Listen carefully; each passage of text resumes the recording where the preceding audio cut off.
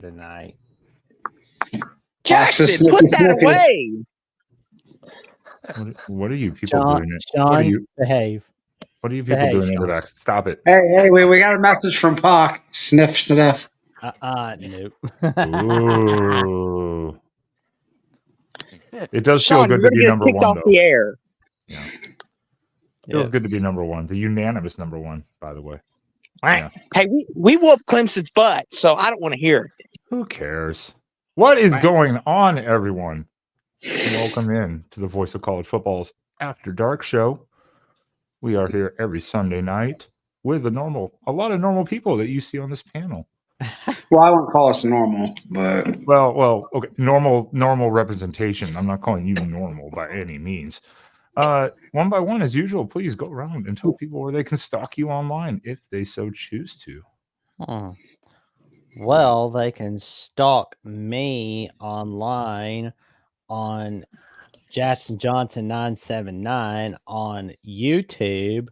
They can find my latest episode, The Jacksonian, with Patrick Murphy from Buttnuts 247, where we discuss quite a lot about the Ohio State Buckeyes, including the preview of Ohio State, Penn State, Ohio takeaways from Ohio State, Nebraska, and much more.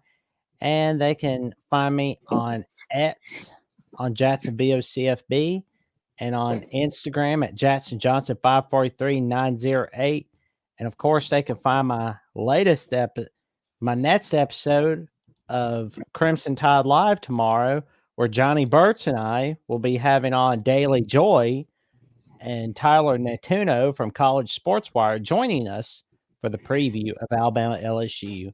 Stay tuned. You're not going to want to miss it. Tomorrow afternoon at 5 p.m. Central Time, 6 p.m. Eastern Time. And I am just Spaz. You could find me here at this station on the Voice of College Football every Sunday for this crazy panel of misfits with these guys and sometimes others. And also you can find me with that crazy guy over there, Ben. Wrong way. On Wednesdays, sometimes Tuesdays, as we preview the unanimous number one team in the nation every Tuesday or Wednesday, and then Saturdays post-game shows till the end of the season as we approach the undefeated season possibility with 3 games left. That's right. Tell your friends, your family, and the cashiers at Fred Meyer's about the magic that Spaz and Ben bring out on Oregon Live every week on Oregon at the Voice College Football. Magic. Okay. It is magical that Mark hasn't kicked you guys out. Yeah, that is a miracle. That is true. That is fair. Ben and Spaz's buyout is expensive. It's like $100 million, so Mark can't afford that yet. Yeah. Okay. Yeah. John. Get the subscriber count up so we can buy these clowns out of here. My name is Sean. I'm here every week. Jackson will drop my Twitter link. Give me a follow if you'd like. I'll make sure to follow back. And yeah, that's it. Humongous win this weekend. Yeah, we had a big win and a crushing 6-0 defeat. We have not gotten there yet. Okay, but I mean, yeah, simultaneously thrilled and heartbroken for this weekend. So we'll look forward to a spirited college football discussion tonight, gentlemen. Give Sean Garner a follow on X or Twitter, as it's still known in some places, at Sean Gar 2023 2181. Okay, so you can find me at Sports Talk with Austin 2002, where I just past 50 subscribers. Thank you to all that have subscribed. You can also find me on Twitter at AustinW19802639. I'm sure we'll get to it in a minute, but the Cardinals looked good in Death Valley. So go Cards, and let's keep it rolling off the bye. Ben, where can people stalk you? They can stalk me everywhere. Here, the Oregon channel, Exploring Ben and Sam on YouTube, X, Twitter if you want to, whatever. I don't care. Do it, don't do it, whatever. Anyways, Sean, you almost ruined an entire segment. You do not get to just do an introduction.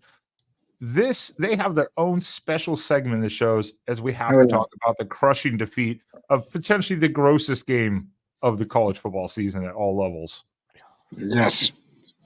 As the mighty Merrimack Warriors lost 0-6 to Robert Morris University. Oh, that's bad. 0 Yeah, one touchdown coming on an 82-yard pass, in which the extra point was missnapped subsequently. And that's a disgusting game. After they've been putting up 51, 48, 32, and then shut out. Are you kidding me? I shit you not. I was watching a podcast this morning, and it was like a political podcast. And Steve Kornacki from MSNBC, you may know him if you follow this at all, the elections expert on MSNBC, showed up on this podcast, and he was wearing a very familiar logo to me. It was the old MC. I looked at it, and I'm like 99% certain he was wearing a Merrimack shirt on that podcast. Yeah, well, I'm positive. Yeah. You think we can give him Steve Kornacki may be a voice of college football after dark fan. Who knows? Yeah. I think that's probably the only explanation for. I mean, where else for do you that hear about? where else do you hear about sartorial decision here? Yeah. Well, if you ever talk to him, Sean, tell him to get out of that shithole and come on to join the Voice of College Football for After Dark. That's where Wouldn't that be something? We could have charts and maps and everything and touch screens introducing it all. Well, think about that. He's about to be a very, very, very busy person too. He might not sleep this week. Well, and think about that, Jackson. If we want to have him on the show, just like anyone else in this chat, how can they join the panel? Well, they can come on in and become a Patreon member where they can find exclusive live streams, watch parties, top-notch predictions, betting advice, and get top-notch insider looks where you get the top knowledge in all college football by becoming a Patreon member at the Voice of College Football or for $9.99 a month by becoming a YouTube member right here on the Voice of College Football.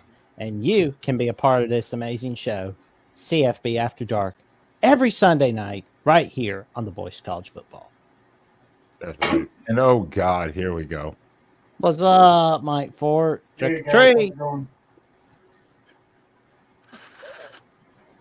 Doing pretty good. How you doing, man? They're sitting 5-4. It could be better. Sitting there well, like the one thing about being down is the way to go. The only way to go from there is up. Sitting there like the bad guy in a low budget indie movie. Oh, don't make me. Like a shoestring budget mob boss movie. Yeah. That's what you look like. And don't worry, Mike. We're not going after Michigan immediately because we have the whole point of this show is the fan base meltdowns, especially as the season has gone on. And I thought it was only convincing to say, oh, wait, I'm going to get this right now before we go on. Just saw it pop up. Erica, you know you do. Our great Iowa fan. Is Kornacki Merrimack alum? I can name one fan base who's melting down, the Wisconsin Badgers. Go Hawks. Ooh, I'm not sure if Kornacki is a Merrimack alum, but he was wearing a Merrimack shirt in public on live stream today. So I don't know what else to say. Yeah, it would be. I guess you probably could just Google him and find where he went to school at or whatever. But Yeah. He went to Boston University. maybe he has an undergrad. So from Merrimack or that's something. same area. He's probably from that Yeah. area. Knows some people. He has some connection to it, maybe somehow. Because at Merrimack, that's just a random school. You're not going to see many people walking around with Unless it's Merrimack. hockey season. Hey! Blasphemy! If it's hockey season. Yeah, just think, Erica, if you guys could score 40 points a game, you'd win more than 3 or 4 games. They do score. Iowa's doing pretty good this year. Yeah, I was going to say Iowa's scoring. Is scoring quite a bit. 42, yeah, and a big quarterback switch. They've been Yeah. scoring 40 points a lot this season. Yeah, Oh, shocking. I think that's the second time they've scored 40, isn't it? No, that's like the It's the third or fourth fourth. time. That's the third or fourth time. Yeah. I know 2 Fourth times. I don't time. know the others. First time was against Illinois State. Second time was against Washington on Fox. Yep. Third Oh, that's time right. was against Northwestern. Okay, and I the fourth stand time was corrected. last night. Yeah, without McNamara, amazing. The offense does good. Shocking how that works. Well, McNamara was in there for 3 of those games. Yeah, it's true. I mean, it's still a bit of a defense, but that defense has kind of taken a step back. But the offense has picked up its game, so Erica, thank you for the super chat very much. We appreciate it, and Erica's always a star here. Mike, again, don't worry. We're not starting off with Michigan though. Shocking. I wasn't gonna troll because I have to troll me and Spaz's favorite fan base. God. Okay, Erica. Nice.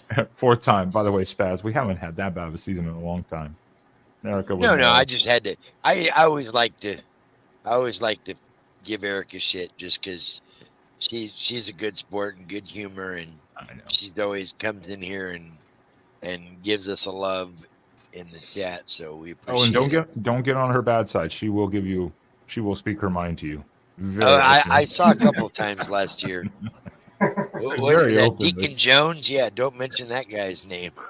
Oh, they talk about Deacon Jones all the time. He's at some school in Utah and they talk about him. Erica, we're here for you. We appreciate you, and you're a huge contributor to the channel. And I saw you live earlier. I tried to call. I was going to call into Mark's, but on the live show, the morning show, but couldn't get in there. Thanks, JJ. Oops. You're welcome, Mike. Jackson Johnson. I'm guessing, it sounds like Mike got it, maybe. I don't see that on the StreamYard thing, but shout out to Jackson there for Yeah, gifting I a didn't renew my membership. membership. I changed my credit. I come bearing gifts. This was the kind of chicanery that allowed Michigan the Michigan channel on the Voice of College Football to fraudulently pass the Ohio State channel last night. Well, Yeah. 3 magical words. I would say I'm very disappointed in our Buckeye faithful here, but you can't overcome a good cheat, as we've learned the last 3 years. You can't even blame anything cheating on this one, especially because Ryan Day knew everything we did too. So I don't know who it is. So let's get into the fan base meltdowns. Like I said, I'm not starting with you, Mike. Relax. You're on the list. But me and Spaz's favorite team to mock, the USC Trojans, who once again cannot win a road game against the vaunted Washington What Huskies. in the hell is wrong with USC this season? Stopped on 4th and goal. Lincoln Riley. And if you tuned in at all, like I did for a brief minute on the USC channel after meltdown, I don't know what happened to Tim. He looks 20 years younger. I don't know what he did. Just for It's LA. He's in LA. What are you talking about? They're giving out Botox on street corners there. Yeah, that's probably what it was. and then the fan base was completely up in arms. They were calling for Lincoln Riley's head. This is enough. This is enough. And Tim was trying to talk them off the ledges of the I-5 and the 110. because they were ready to jump out into traffic. Well, PCA. they need to get rid of that OC. Fortunately, the cars Josh only go like Hanson. 5 miles an hour, so it wouldn't do anything there. I think, honestly, Lincoln Riley needs to fire Josh Hanson from OC and get down on his hands and knees to beg for Cliff Kingsbury to get out of the Washington Commanders to see if he can come back to LA or if he can scrounge up an air raid OC somewhere in the Power Four. There's always somebody willing to go to USC. Seth Luttrell's somewhere, right? Yeah, but Seth Luttrell For $88 million, USC can start over. Yeah, I think I've heard 80 literally to 90 million plus, depending on bonuses and stuff that he still has, or some crap like that. Yeah, USC is stuck with him. Yeah, they are. And the university is not in the greatest financial shape either. And even if you dug up that money, you would tank yourself for like a decade easily. So I just want to know, how can they fall this fast so hard? Because they had that great win against LSU opening weekend, and we all thought, maybe USC win 8 games, maybe 9, exceed expectations. And now they're losing to Maryland and Minnesota. No offense to those teams, but what the heck? Well, you got to figure they're not comforted by a packed schedule anymore. Now, I didn't stop them from losing to Washington, but they're. Well, I don't know if this is that much better of a schedule than they're used to playing. It's still better. Yeah, probably. Yeah, you're probably. It's a step up, maybe a small step up in competition. Plus, you got to the figure three other teams. The 3 other teams from the pack have 7 combined Big Ten wins this year. Yeah. Oregon's got 6 alone. Wait. 7 combined wins in the conference or 7 combined wins? Yes. Okay. No. UCLA just beat Nebraska. Yeah, I was like, no, Spaz, your numbers are wrong. No, that's way off. Yeah, your numbers are wrong. I don't know about that. That's what it said yesterday. That sounds right. That sounds right. No. USC beat Wisconsin. UCLA beat Nebraska. These are just and USC beat Rutgers.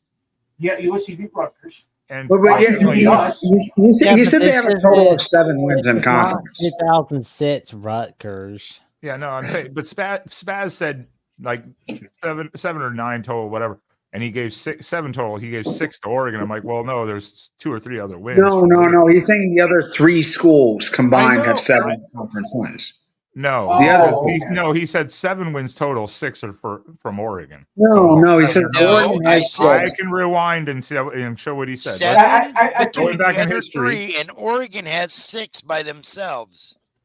Yeah, he said those 3 teams have won 7 games total in conference. That's what you said. USC beat Washington and Rutgers. UCLA just beat Nebraska. Washington beat us. So there's a lot more than that. Going back to USC for a second here, Clay Helton has now officially a better record than Lincoln Riley. Think about that. And Clay Helton had a Rose Bowl. And now you can say, well, he rode Sam Darnold. I'm sorry, Lincoln did the same with Caleb Williams.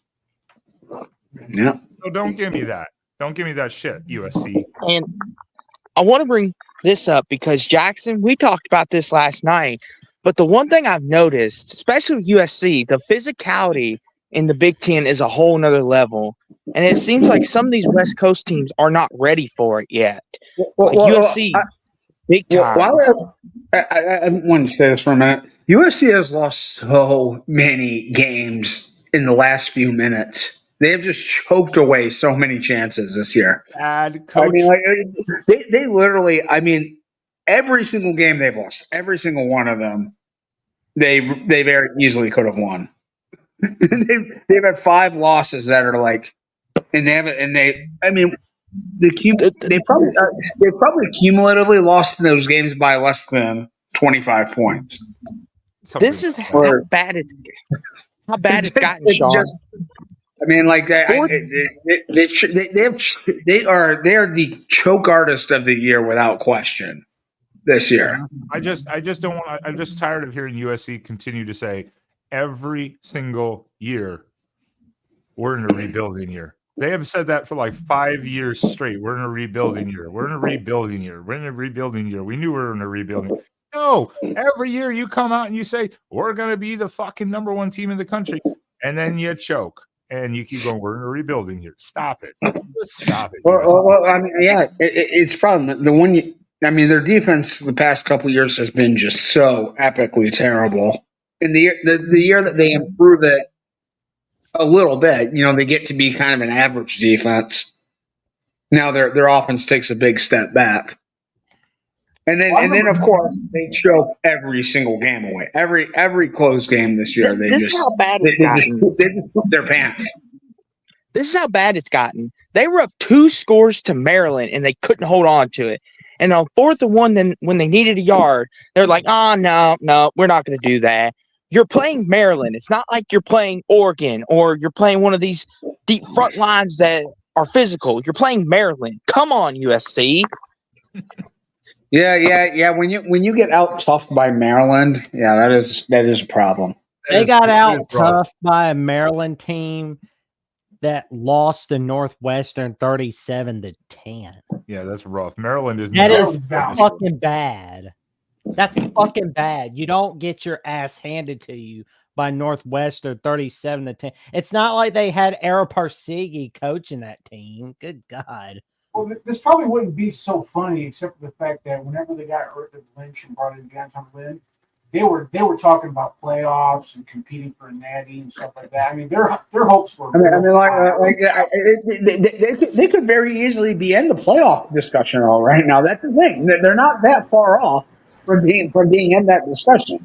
Well, I know, but they talked about that last year too. They're like, "Oh, we're playoff," and then they went 8 and 5. With a good bowl win over Louisville with Miller Moss. So this year they had some expectations, but when things go downhill, they're just like, "Oh, we're in a rebuilding year." That's just like the fallback excuse for everything. They never want to blame Lincoln Riley for anything for some reason. It's just kind of sad. You need to start blaming the coach at some point in time. They can't do much about it, of course, because they would bankrupt their whole program for like a decade. But that's their own fault too. And to kind of pile on real fast, it's like against Michigan, they couldn't stop Khalil Mullings. Michigan's like just kept handing the ball, like saying, "Okay, here you go, stop it," and they could never do it. Well, that USC game was probably the best our offensive line has looked all year by a long shot. Yeah, haven't you lost a couple of guys since then, Mike? Yeah, Evan Link, I think, is probably gone for the year, and his backup is now out. So, I mean, because you lost one yesterday. Yes. As well, yeah. Yeah, Link's backup. So, I mean, our O-line was hurting, but it actually did pretty good against USC. Other games, not so much. Well, that's a good run-up intro to the next team, because it's talking about coaching malpractice. The Michigan Wolverines. What in the absolute hell is with your staff? There's some internal conflict on this one. A lot of people are calling for Wink Martindale already. I am not on the bandwagon of getting rid of Martindale. I think the expectations with him were a little high because, I'm not sure how many people follow the NFL, but there's a big difference between Ravens Wink and Giants Wink. And I think we're getting more of Giants Wink, which I'm not a fan of. Now, the one thing I think is a common unity point is Kirk Campbell's got to go. I mean, he's creative, but there's also some real issues with the offensive that we're putting out. And Bellamy, our wide receiver guy, absolutely, he's there as a recruitment guy, but he cannot coach his wide receiver room. It's better than people want to give credit for, but Ryan Bellamy is just an absolute anchor for our offense, and we got to cut bait with him. Well, I mean, there were so many times when the announcers multiple times are saying, "Wow, the coaching staff doesn't know the rules. The coaching staff doesn't know how that works." I'm like, yeah, that's not a good look. And there were times, that's what we're going with. Like, there's so many coaching malpractices just in procedures. that were done by Michigan. It was that might have been the worst challenge I have ever seen in my entire life yesterday. They cost themselves a timeout. I even said, why are they challenging did you ever think that was ever going to get overturned? How? No. What? Yeah, I was totally against that challenge. I'm like, what is the point of this? It's not going to get overturned. Well, or the nose tackle basically lined right over the snapper, and then people are like, "Well, Oregon put out a tricky formation." It's like, dude, you're right there. You're the only one there, just offset. So, and the coaching staff didn't know apparently or see it, and they have a special teams coordinator guy. That's all he does, and no one said anything or saw it. They were saying that somebody could have called down from up above. Yeah, exactly. Oh, yeah, they could have called a timeout, but they probably didn't know that rule either. I mean, yeah, maybe and that's why I said Dan Lanning just coaches around people strategically. Like you can say, oh, it's this tricky formation. Well, he knows the rules, and I guess he saw something in tapes. You know, their coaching staff saw something in the tapes that said this is what Michigan does. So, you know, it was just there was so many different things. Warren was having a great game, by the way. Yeah, Michigan played better yesterday. He was having a better game. He was having a good game, I would say. Pretty good. I won't say great, but yes, there were throws, though, he was making. I was like, damn, okay.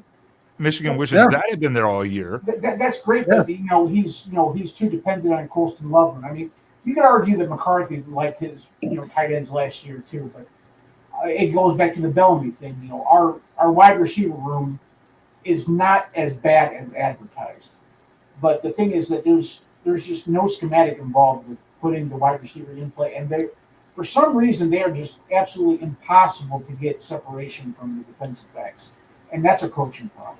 It's not a talent problem with Michigan, I promise you. It's a coaching problem. That's what I mean, because I'm sorry, specifically, it happened a couple times, but on that last drive, Warren's doing good. You get to 1st and goal. You put in Orgy again. There's like a false start, I think. You put Warren back in. Then you put Orgy back in. It was just a quarterback rotation that made no sense at all. In the sense of and Warren had made like a few huge throws in critical moments, like a couple of 3rd and goals from like the 7, where he threw it into traffic, and you got 8 points out of those two throws he makes. Yet somehow on the last play of the game, not last play of the game, but gotta have it. Like you're dead if you don't get this play. He runs some sort of wacky throwback to Orgy. Double reverse pass. And the guy who throws the ball throws it, roughly to Ypsilanti, out of bounds. So and then Orgy like kills himself on the camera crane or whatever. Which I was like, I've never seen a player run into the camera crane before. Yeah, like at that point, Warren hadn't really failed in those kind of spots yet in the game. Like, give him a chance. Give him a chance to get you within a score there. That was just crazy. That was an absolutely nutty call. Mike, you see this comment here? I kind of agree with Clint. What do you think? He's low hanging fruit. I'm not cashing in my chips on Sharon, but I think his choice of coordinators and position coaches is suspect at best. I think Sharon he can recruit. I mean, you can't tell right now because he hasn't had a chance really well. But Sharon Moore can recruit. It's kind of he was in a terrible spot kind of because Michigan went. So Michigan, obviously their season was longer than anyone else's, and then Jim Harbaugh took another couple weeks after the season ended to negotiate, his exit from Michigan. And at that point, it's pretty hard to assemble a staff. Like every high quality coach was spoken for at that moment. Yeah, we talked about that last week, or on our Oregon show this last week. We talked about Jerome got put in a hard spot because Harbaugh left late. I don't think he had JJ declared late for the draft, so that kind of screwed you. I won't give Michigan I won't cut Michigan any slack for there. One, you have to prepare for the worst case scenario. Two, there was no chance JJ was coming back with a brand new offensive line and their dog meat receiving core that they have coming back. He was never going to come back and play with these guys ever. Well, I mean, so. I don't know. I think with NIL, I think with NIL the way it is now, it was a remote possibility. I thought he was going to. But you had to be prepared for him to leave and have something in place. Well, the big problem we have. I mean, we knew that Harbaugh was gone. We knew that Minter was going to be gone. Ben Herbert leaving was a blow.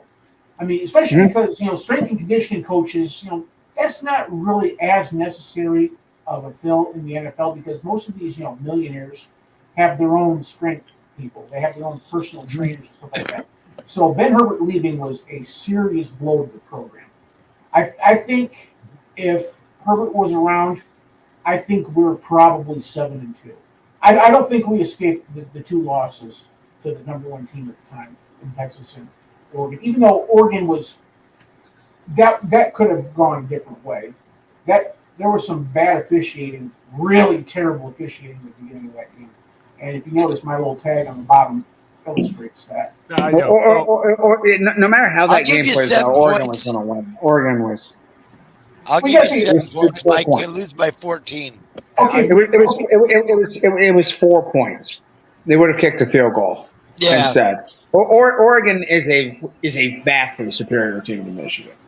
They would have, however that game went, whatever calls were made. I would have liked to have seen this year's team face last year's Michigan team. I don't. That would have been a game. I'm not going to go there. I'm not going there. I'm not going there with that. But yeah, it would have been a game. I think last year's Oregon team versus last year's Michigan team would have been a good game. No, you got to figure we smashed a team that they lost to twice. No, I'm sorry. Okay.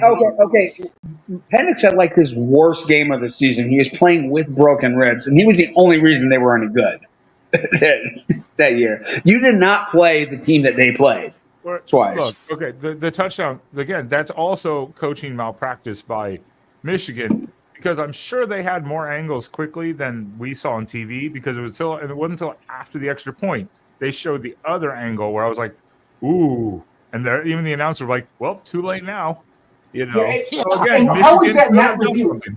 It's a scoring play. Scoring plays are supposed to be automatically reviewed. I know. That's the problem. And the line judge was standing there looking like 8 yards down the line from Evan Stewart, looking at the right angle, and still called it a touchdown. So the Big Ten officiating, me and Spaz have said it, this is the Pac-12 officiating. We thought the Pac-12 was bad. The Big Ten has been pretty freaking bad. Well, it's kind of across the board because the SEC has had some ones, especially the ACC. The ACC might be the worst. It might be worse than the Big Ten. And Miami has been a benefactor of terrible ACC officials. Oh yeah. Unfortunately, they're not on the list today. But I will say to the Michigan fans that have been melting down about Oregon running that final touchdown score, suck it the fuck up. Because that's a strategic play again by Dan Lanning. 1, run out the clock. 2, he was only doing run plays. 3, had to worry about that point differential potentially of some wild scenario where it came common opponent and who scored more points to get in the title game. No, I don't care about that. Strategic play. I know Michigan fans were like, that's classless. And I was like, yeah, if Lanning didn't have a purpose for doing it, he would have knelt the ball. Well, they're bitching because they lost. I don't have any problem with running up the score, quote unquote. No. It's our job to stop you. It's not our job to lay over and die and say, don't score. That's pretty mean. Well, Stop it. He was just running the ball. I mean, just think about though, if Penn State had won yesterday, for instance, there would have been this weird potential 3-team tiebreaker where it would have come down to literally the 4th point where it would have been like most points scored against common opponent. Oregon could have been undefeated and left out of the title game.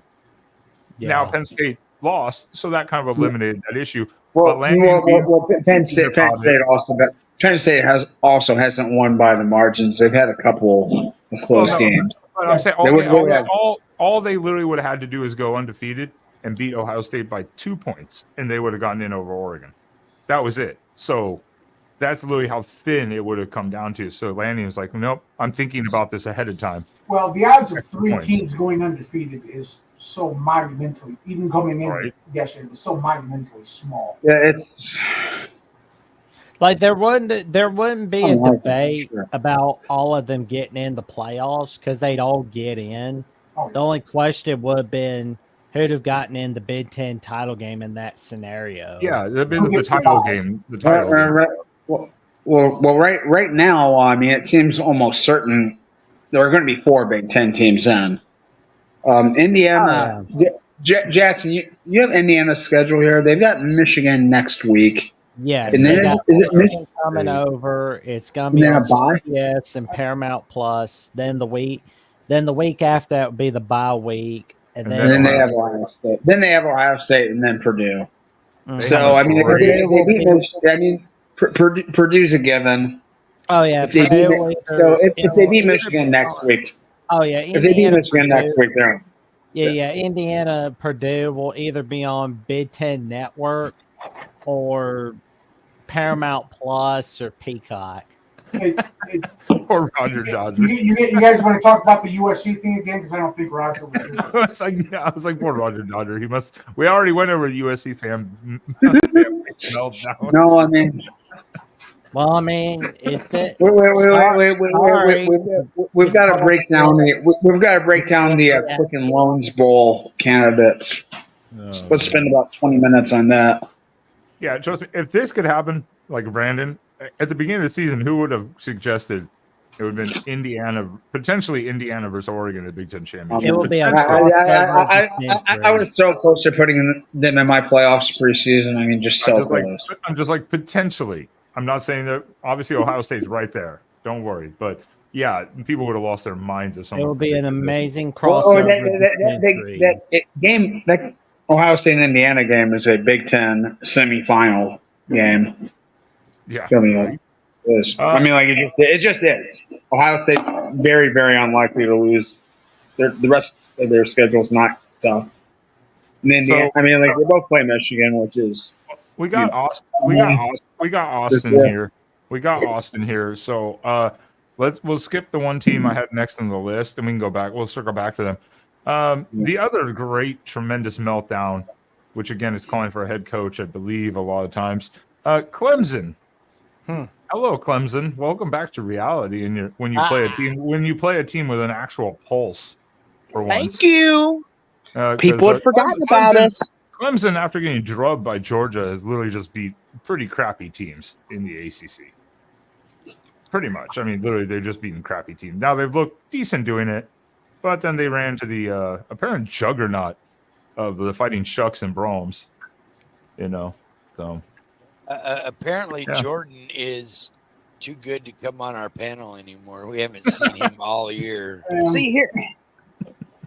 I don't know if I want to come on as a Clemson fan after yesterday. that was a hard game. That was brutal. I tell people all the time, do not take us lightly. Do not do it. Well, I mean, that's a game that, Clemson should have had, but I think that they were riding too much of a hype train because, post, Georgia beatdown, they've been, getting all these great wins, but they've been getting against absolute dog shit teams. And, Louisville wasn't really considered going to be a threat, but they were still a step up because, you got to figure, what was Clemson's best win in that stretch? Virginia? Yeah, Virginia. I think that's literally it. That's the only team that has like a 500 record, I think. Yeah. So, Clemson was kind of, they were probably, puffing their chests up a little bit too much. They were getting too much hype. Clemson's back. They shook off the Georgia beatdown. They're going to compete with Miami for the ACC, and then this happened. The problem was people thought NC State was good when they absolutely piss-pounded them. Yeah. But they're really bad. So, I think the injury to Grace McCall has had a lot to do with NC State having a down year this season. And you want to know what makes this even sweeter is our offensive line was banged up across the board. We had 3 true freshmen starting, and we still ran the ball on their front 7 that was supposedly supposed to be one of the best in the entire country. Yeah, they look the second half especially. The Clemson just looked pretty lost. The whole second half they looked lost, to be honest. Dabo at halftime, we're okay. We just got to keep doing what we've been doing. Yeah, you're down 10 already, and you don't even get the ball to come out in the second half. You're done, Dabo. I think they're probably going to be calling for his head pretty soon. But again, it's another high buyout for a school that probably doesn't have that kind of money, really. Well, they don't do transfers, so they probably should have a pretty good NIL still. Yeah. And what's really ticking ticking fine because he's got like 2 natties. So yeah, that's the only thing that saves him for maybe another couple of years. But I mean, yeah, those are the type of games. It's like, come on, and thank you, Clemson fans, for keeping it classy yesterday by throwing shit on the field. Well, that's becoming a new thing. You tried to influence a play or something, and the refs ignored you. Good job. Well, you got to figure a precedent was set with that with Texas and then Sean's I know. team. That's why I said shout out ACC refs for ignoring them. Just like you're not influencing us. And here's the thing too, that really No, I mean Ohio State did that, and they influenced the officiating, the review board, because that player eventually got reinstated for this week. Mm-hmm. You see that, the targeting?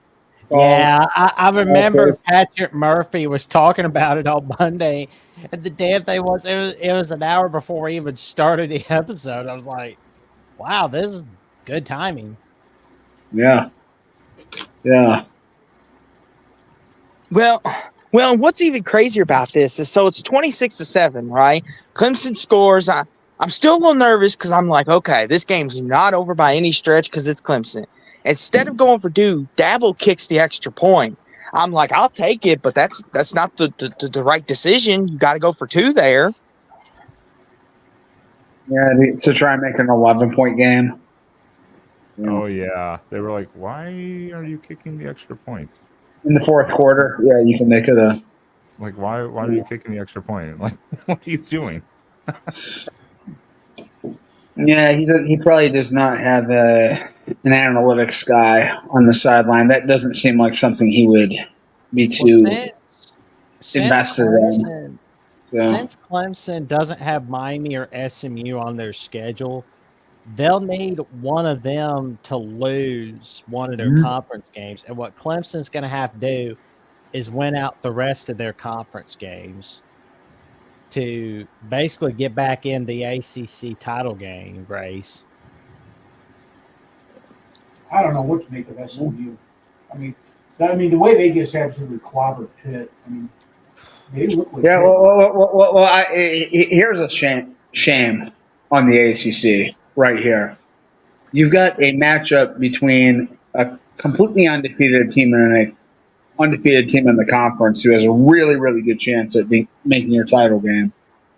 Probably the biggest conference game of the year so far for your conference, and it's on the frickin' ACC network. Mm-hmm. Well, what are you doing? I mean, honestly, that is malpractice right now. Well, wasn't that kind of predicted ahead of time? I mean, they were scheduling out.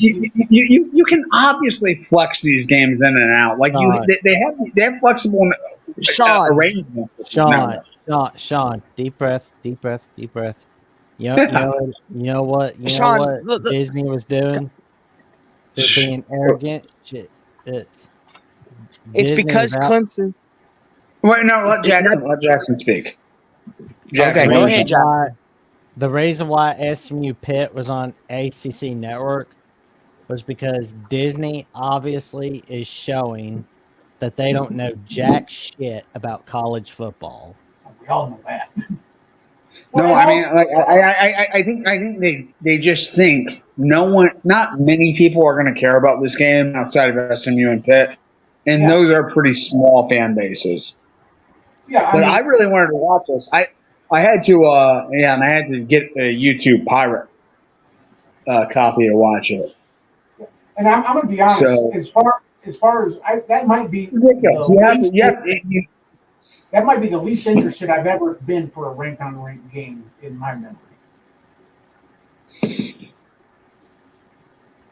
I mean, both these teams were ranked, and I was like, whatever. I got better things to watch.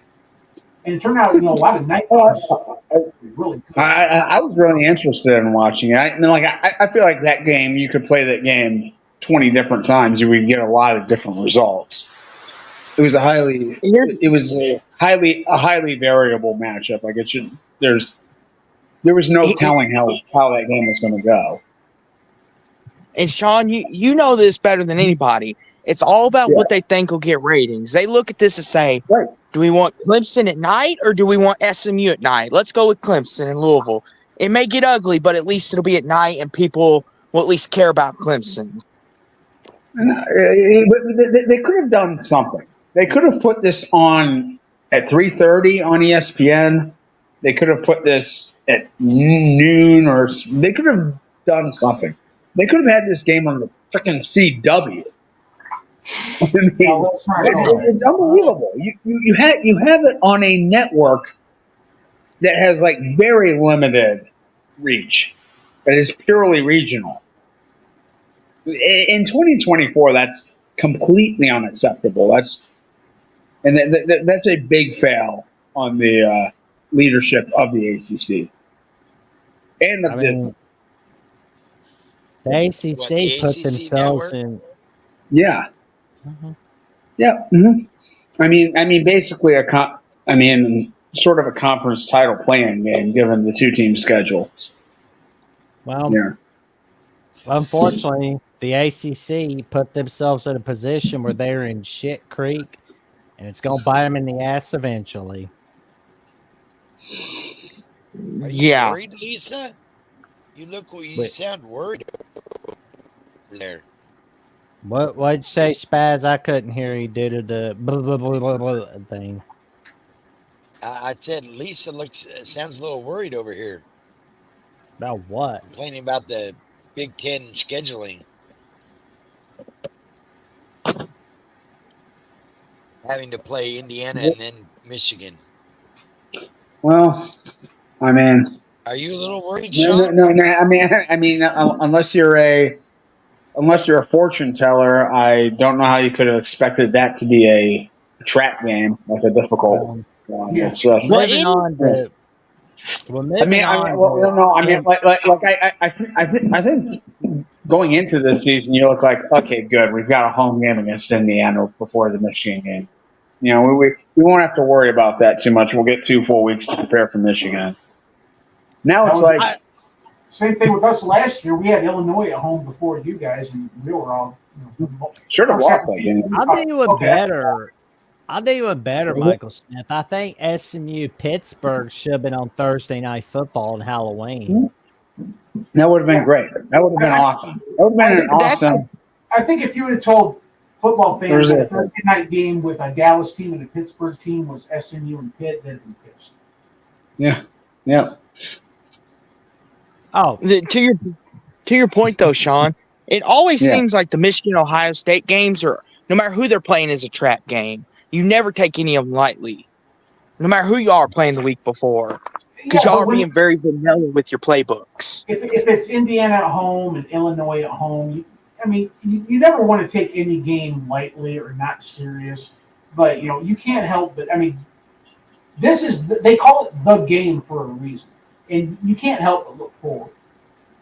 Especially when you go in. You can tell Sean going into the season, before the game, you saw Indiana at home. You wrote that off as a freebie, didn't you?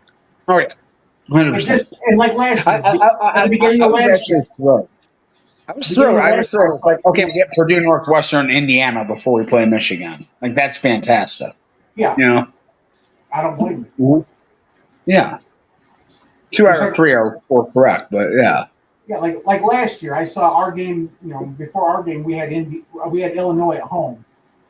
Preseason, I said, okay, that couldn't be any better. I mean, Bielema, kind of, rose them up for a little bit, but they weren't supposed to really be a threat. And then, with Corum going down. But, I mean, I look at the preseason going, okay, Illinois at home before the game, I like that. And everybody does that. I mean, if you notice, Jackson, both Alabama and Auburn before the Iron Bowl, they schedule high school teams. Now, Auburn losing to New Mexico State by 21 was kind of a surprise. Mhm. I mean, there's a reason why that Alabama always schedules a bye before LSU and always schedules a high school team before Auburn. It's so they can look forward and kind of concentrate on the game ahead. That's just normal. It happens. Are we on an Indiana roll again? Because I see the chat going, why are we always talking Indiana? Somebody in the chat started it about Indiana. No, we're supposed to go from Clemson to Penn State. Keep on track. Let's go, people. But speaking about meltdowns, Penn State. When does Franklin finally get maybe talk? Oh, plus the interaction with the fan at the end of the game. Come on, Franklin. You're a bigger man than that. Yeah, I don't know. You know. I heard James Franklin's been so good to Ohio State. They named the entire county after him. Oh God.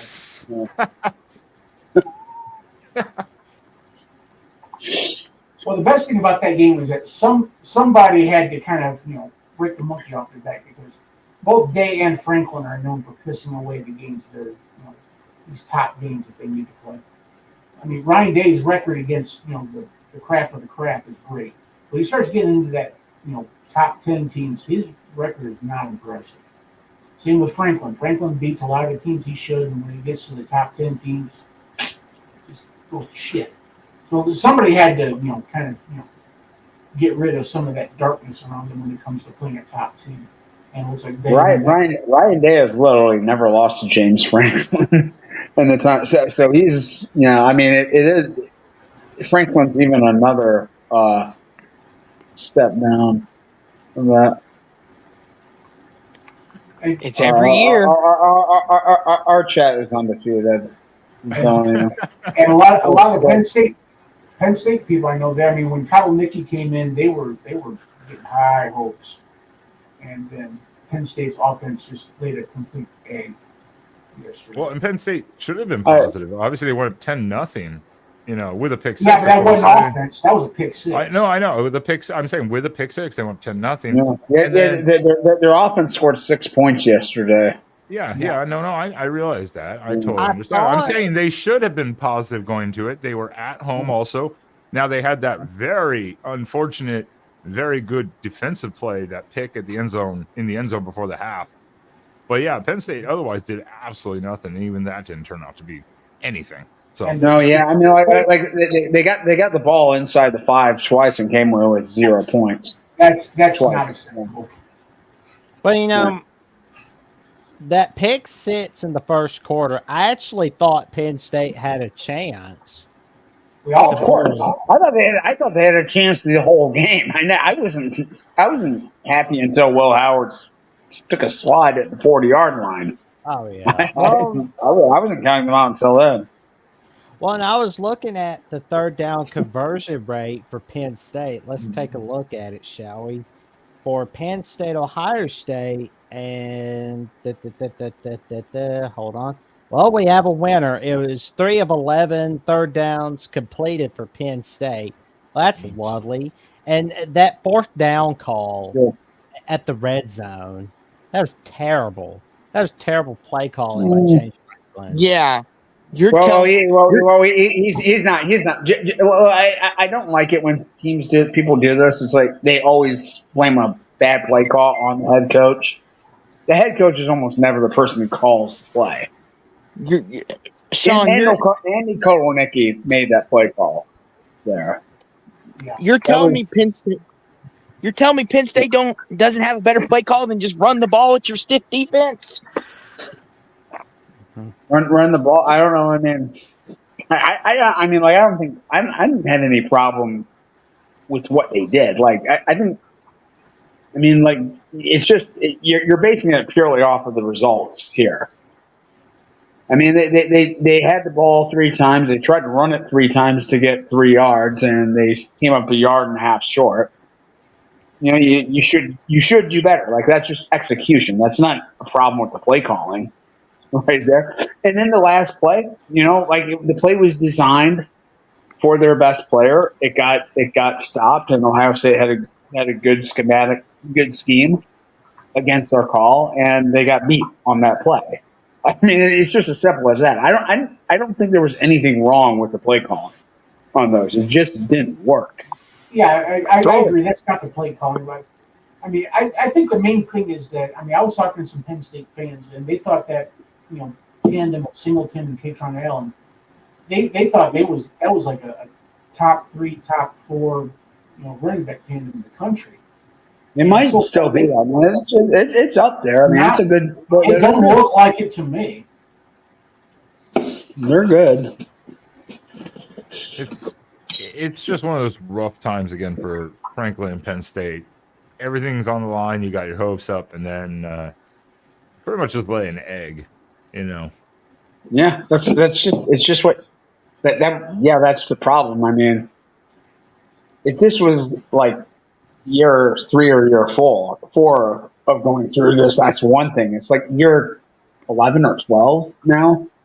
Yeah. Of just like beating your head against the door.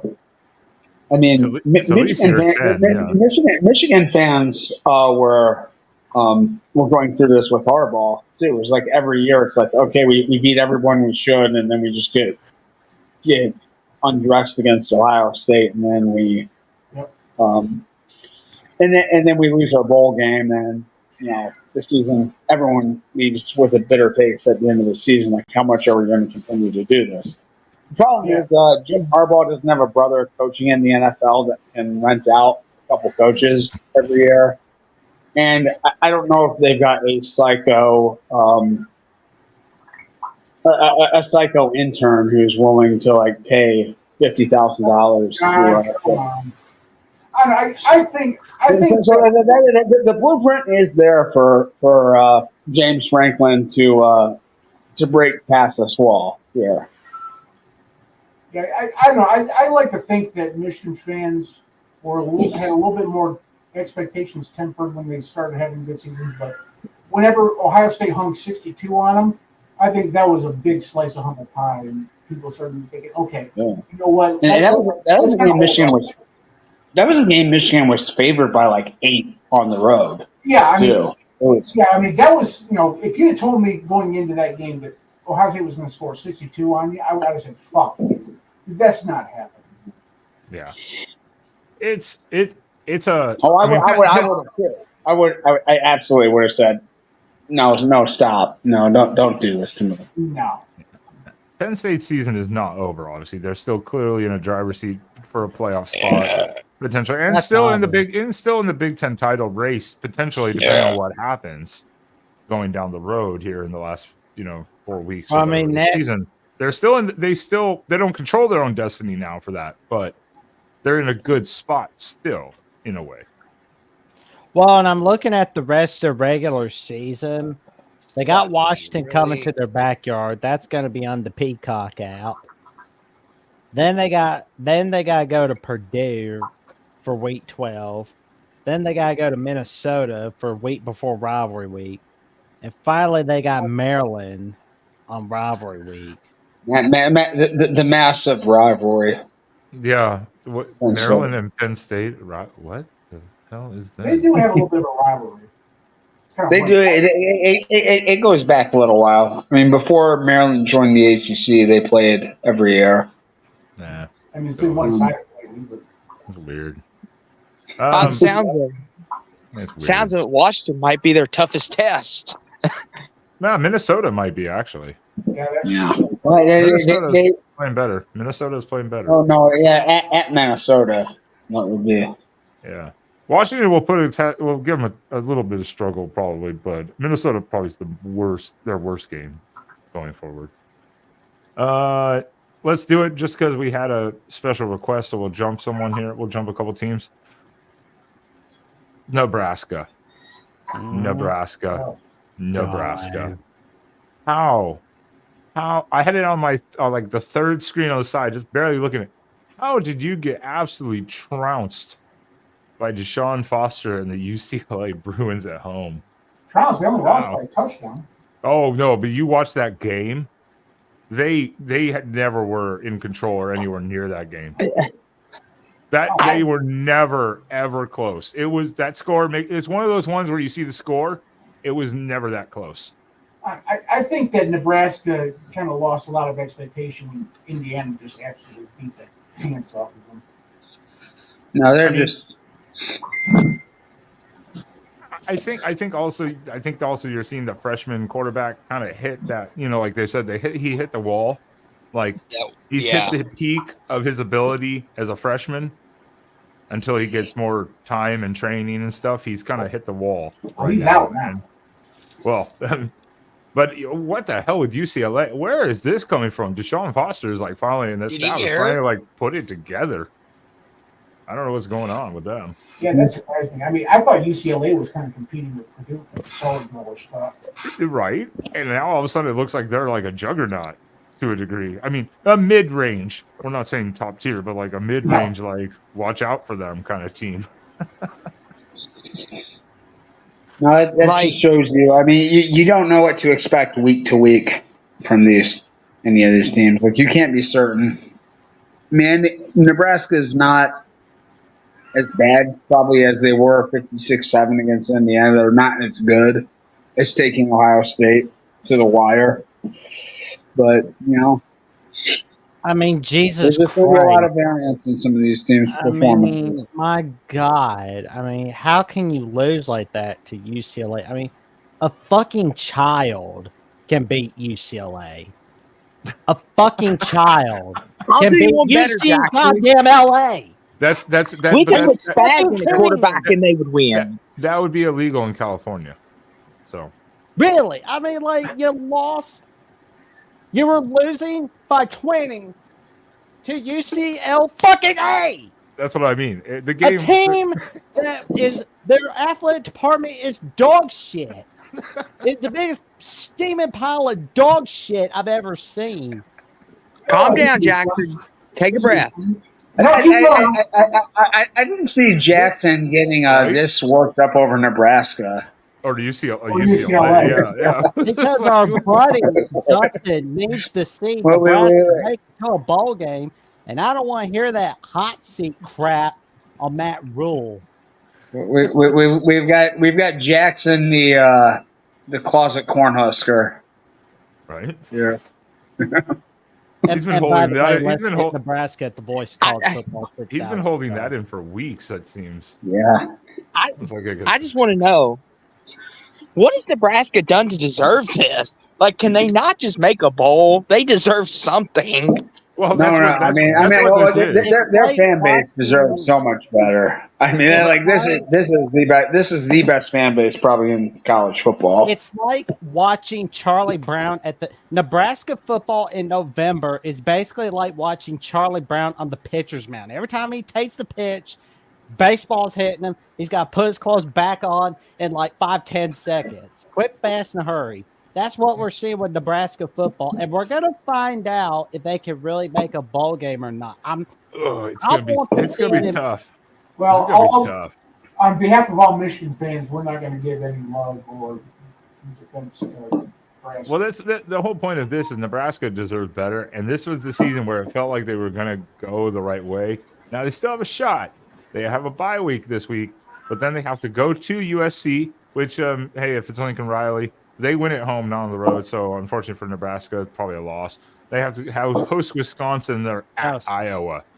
Can they get to a bowl game? They have to do it with Wisconsin. Can they get? Was that?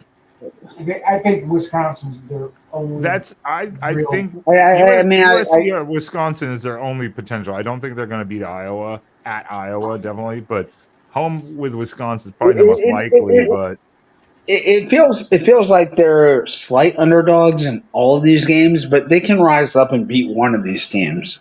I think I feel like they will. I feel like they will pull out one of these games, and I can't tell you which one. Honestly, They Yeah, it's tough. It's USC or Wisconsin, I think. you never know with this team though. Like you really just can't tell.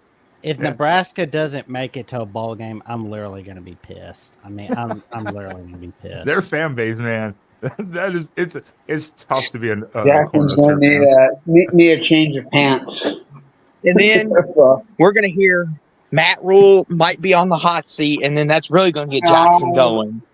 Anybody thinks that Rule's on the hot seat is an idiot. Yeah, Matt Rule is not on the hot seat.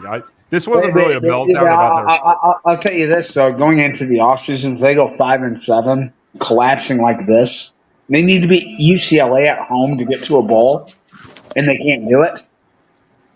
I mean, like there's going to be murmurs next offseason. There will be for sure. Then again, in all fairness to Nebraska, this was kind of the letdown spot. You get blown up by Indiana. Then you play Ohio State really close on the road. You had a potential to go down and win the game, or at least tie it. And then you go home to UCLA on a kind of a letdown game. Well, yeah, UCLA put it on them. I mean, they did. Let's get to this real quick, Adam. Here. Yeah. Oh no, not again. I once the star. It seems so bright. And then I talked to my grandma Anna. And she told me Signity will soon fade into the night. Oh shit! Signity's gonna be a fade next year. What's up with why are we back on the rhyming thing?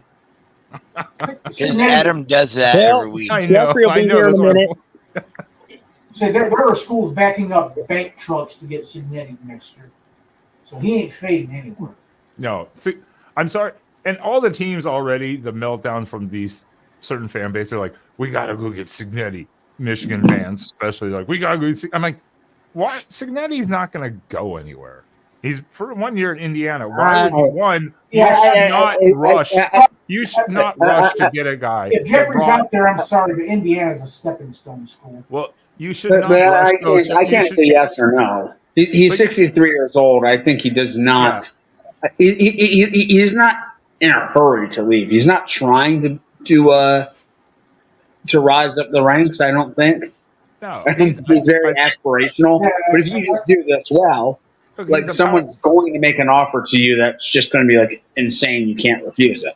Look, he's a Power 4 head coach now. He's having success. But remember, a lot of the guys that came with him were from James Madison, where he was winning.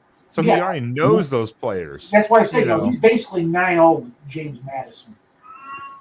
He's 9-0 in the Big Ten with James Madison. Any team that rushes out to get him, I understand it, but at the same time, you're taking a risk at the same time because he has a lot of players he's familiar with. Well, and he's now if Indiana goes like say 9-3 or 10-2 every year for like 3 years, then you might go, all right. We gotta now. We need to get this guy. And he's 63 years old, so I think like Indiana's his last stop. Oh, here we go. Maybe Indiana will be a football school. Maybe all that money they're putting into their basketball program for no results whatsoever. All right. Enough Indiana. Erica, will Riola stay at Nebraska? He said he wanted to win. I think he will, as long as Rule and them are there. I mean, he bought into that system, so. Well, I'll tell you this about Dylan Raiola. He went to 4 different high schools and he committed to 3 different colleges. I bet Georgia's wishing he stayed there now. If you're Georgia, dear God, we're getting there. We're getting there. I don't know what he wouldn't have played this year at Georgia. Yeah, I don't know what I don't know what Riola's NIL is, but I'm sure it's good enough to stay in Lincoln for at least another year. Oh, they are not lacking money. Yeah, I'm pretty sure it's good enough. I don't think that's an issue, but. Okay. Oh, God. Here we go. Jim, back and forth. Here we go. Roses are red, violets are blue. Quit asking for Sig. He's not leaving IU. Don't forget to check out Indiana. Cue the bat signal. You people are insane. Well, and don't forget to check out Indiana at the Voice College Football, where Jeffrey at Only Talk Sports is producing magic every Tuesday night on 7 p.m. Central Time, 8 p.m. Eastern Time. And you can also check him out on the Alabama channel Thursday nights and for the Indiana postgame shows every week after each Adam's Indiana getting football broke. game. I know. I was like, I just saw it. I wanted to let Jackson stop promoting Indiana. stop it. Yesterday, I needed to chill and got asked to a party by friend Bill. I said, no way. I love Deacon. Oh, God. Deacon Hill now. God, I should have read that first. Damn it. God. Where is Deacon Hill Thanks, at? Like, Jackson. Well, is Deacon Hill at, like Emporia State or something like that? I don't know. Let's see. No, he's in the FBS. Is it like what? Is that what? Something?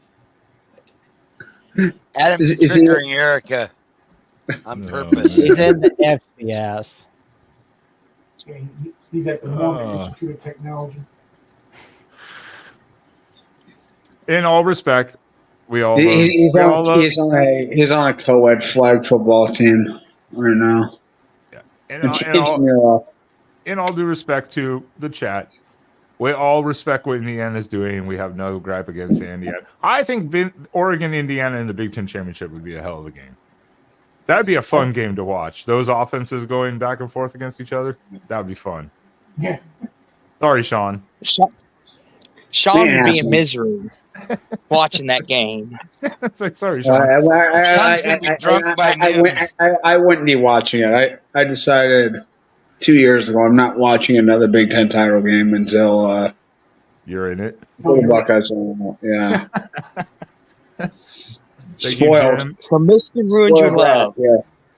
Thank you, Jim. Thank you, Adam. Thank you, Erica. Of course, super chats are always appreciated. It helps Check the channel out out Adam a lot. Lamparello on Rutgers at the Boys College Football every Damn week. right. On- Damn right. Let's Damn go.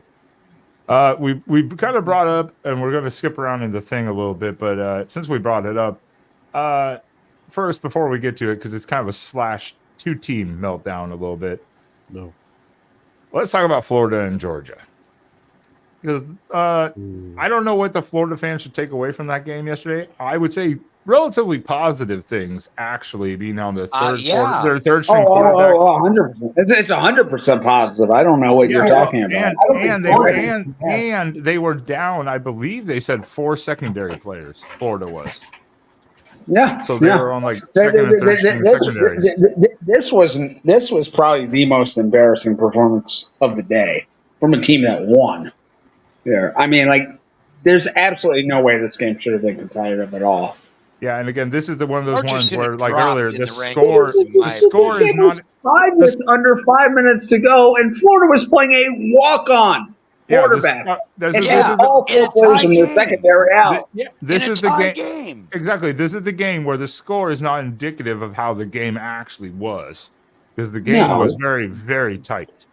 Well, I will say Lagway was not playing the best game. I mean, let's kind of get that out there. I'm not sure that DJ Lagway is the reason why they couldn't create this one out. Do you want to look at their quarterback stats that came in, that played, filled in for him? Okay, point taken. And tell me Lagway wouldn't have been better than that? Yeah. Yeah, I'm sorry. And this is why I kind of mixed it. Because you've got Napier, who's been on kind of the hot seat stretch. You have Georgia, where obviously there's no issue there. Beck is a fucking turnover machine. Yeah. He threw, but they keep winning. I know he threw 3 picks again, but there were probably 2 or 3 other passes that probably should have been picked off. And 11 picks in the last 5 games. Exactly. Shout out Clint. Napier keeping so we still think Carson Beck's going to be the number 1 overall pick, like people are saying. Oh God, no! Oh, it's going to be Shedeur. Yeah, I would say it would be Shedeur at this point. If it had to be Beck or Shedeur, I would take Shedeur. Beck is obviously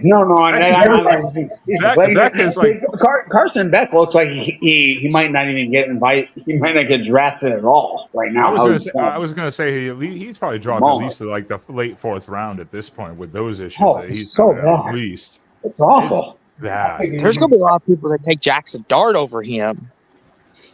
I would take Jackson I would Dart. take Will Howard over him right now. I would take Davis Warren Okay, even I over Carson Beck at this point after what I saw last night. Carson Beck is a liability. He's a huge liability. How do you go from the Heisman possible front runner at the beginning of the season to this? because of the Georgia tag on him. Because I mean, Georgia has had a quarterback room to be envious of for the last few years. I mean, he played well last season. He earned some of his hype, but he has crashed. He is crashing this season. Yeah. It's been miserable. That's what I'm saying though. The Georgia fan. I think this game really helped. I see the super chat. We're gonna get to that in a second. I think this game really did kind of help Napier because obviously he was on the hot seat to begin with, kind of coming into the season. Very warm at least. Hasn't been great, but he's played really close in a lot of games, and now he's down to a third string quarterback. For God's sake, you got to give him a little bit of benefit here and there, but I think it's okay. But the Carson Beck thing with Georgia's got to be losing their minds. I mean, I thought looking at Florida's schedule, I said if they're 4-8, they're doing some shit. Because that's the worst schedule I've ever seen in my life.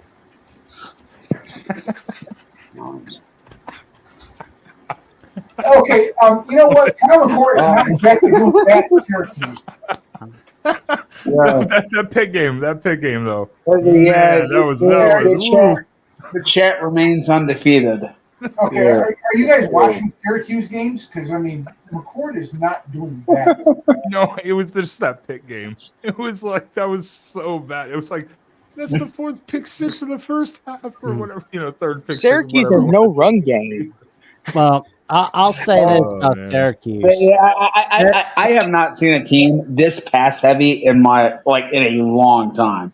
Oh yeah. I mean, he's throwing the ball up like 50 to 60 times a game. Okay, It's crazy. Texas Tech has entered the chat. Well, that was a long time ago, and Okay, that was how old are you? Because I remember it. Oh, I do too. But that was still like 12 to 15 years ago that they were throwing the ball around this much. In Hawaii, they've always been a pass heavy team. June Jones. Yeah. Virginia Tech, I'll just tell you, Virginia Tech, they just need to go home and get their fucking shine bots.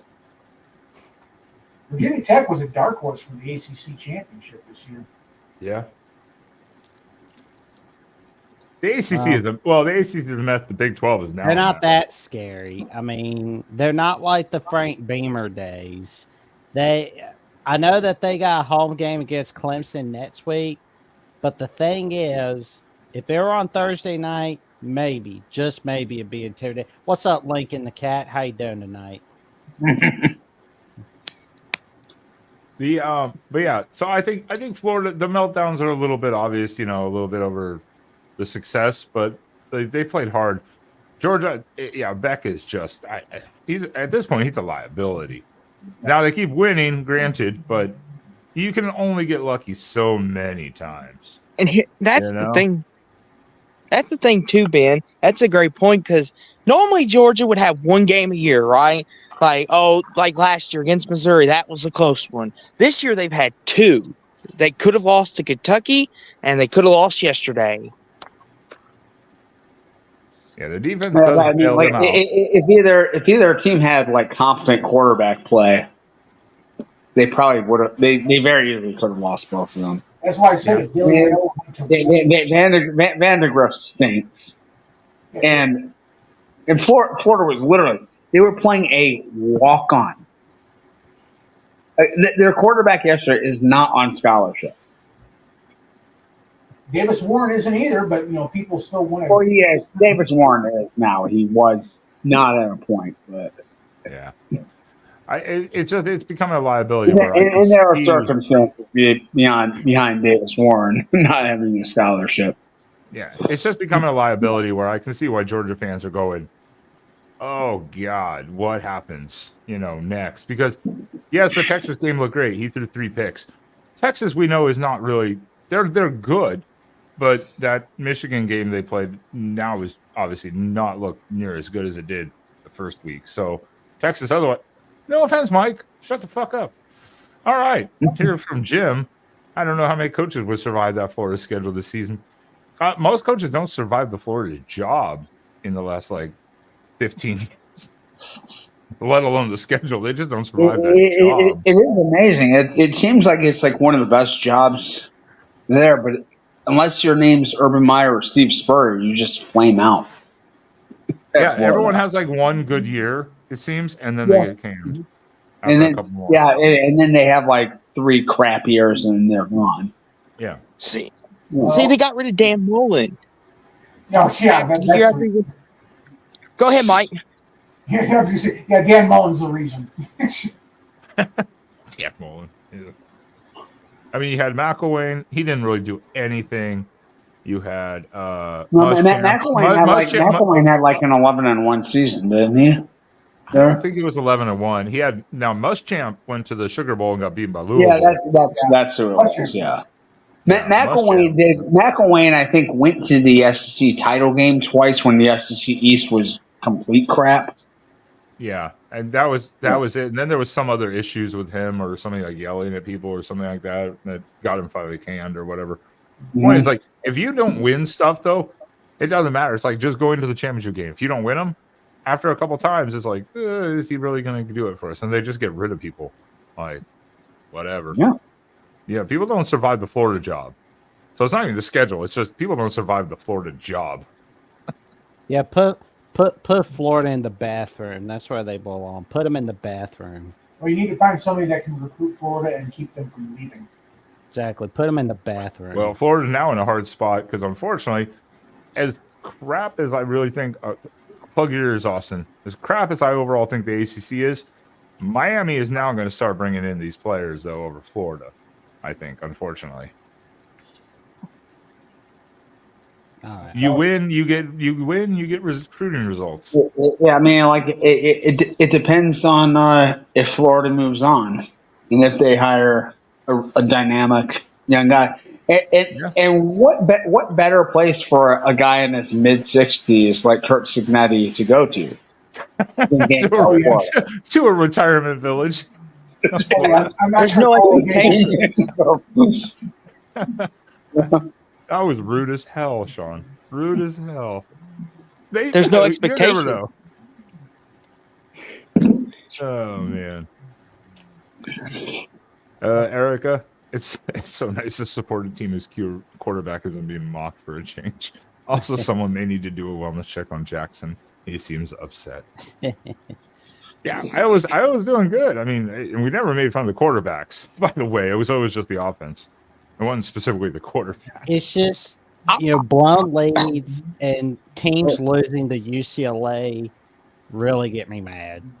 Honestly. Well, I don't know if you know. I don't know if you know, but Larry the Cable Guy, who that Southern drawl, that accent. He's actually from Nebraska. He was never that Southern accent is fake.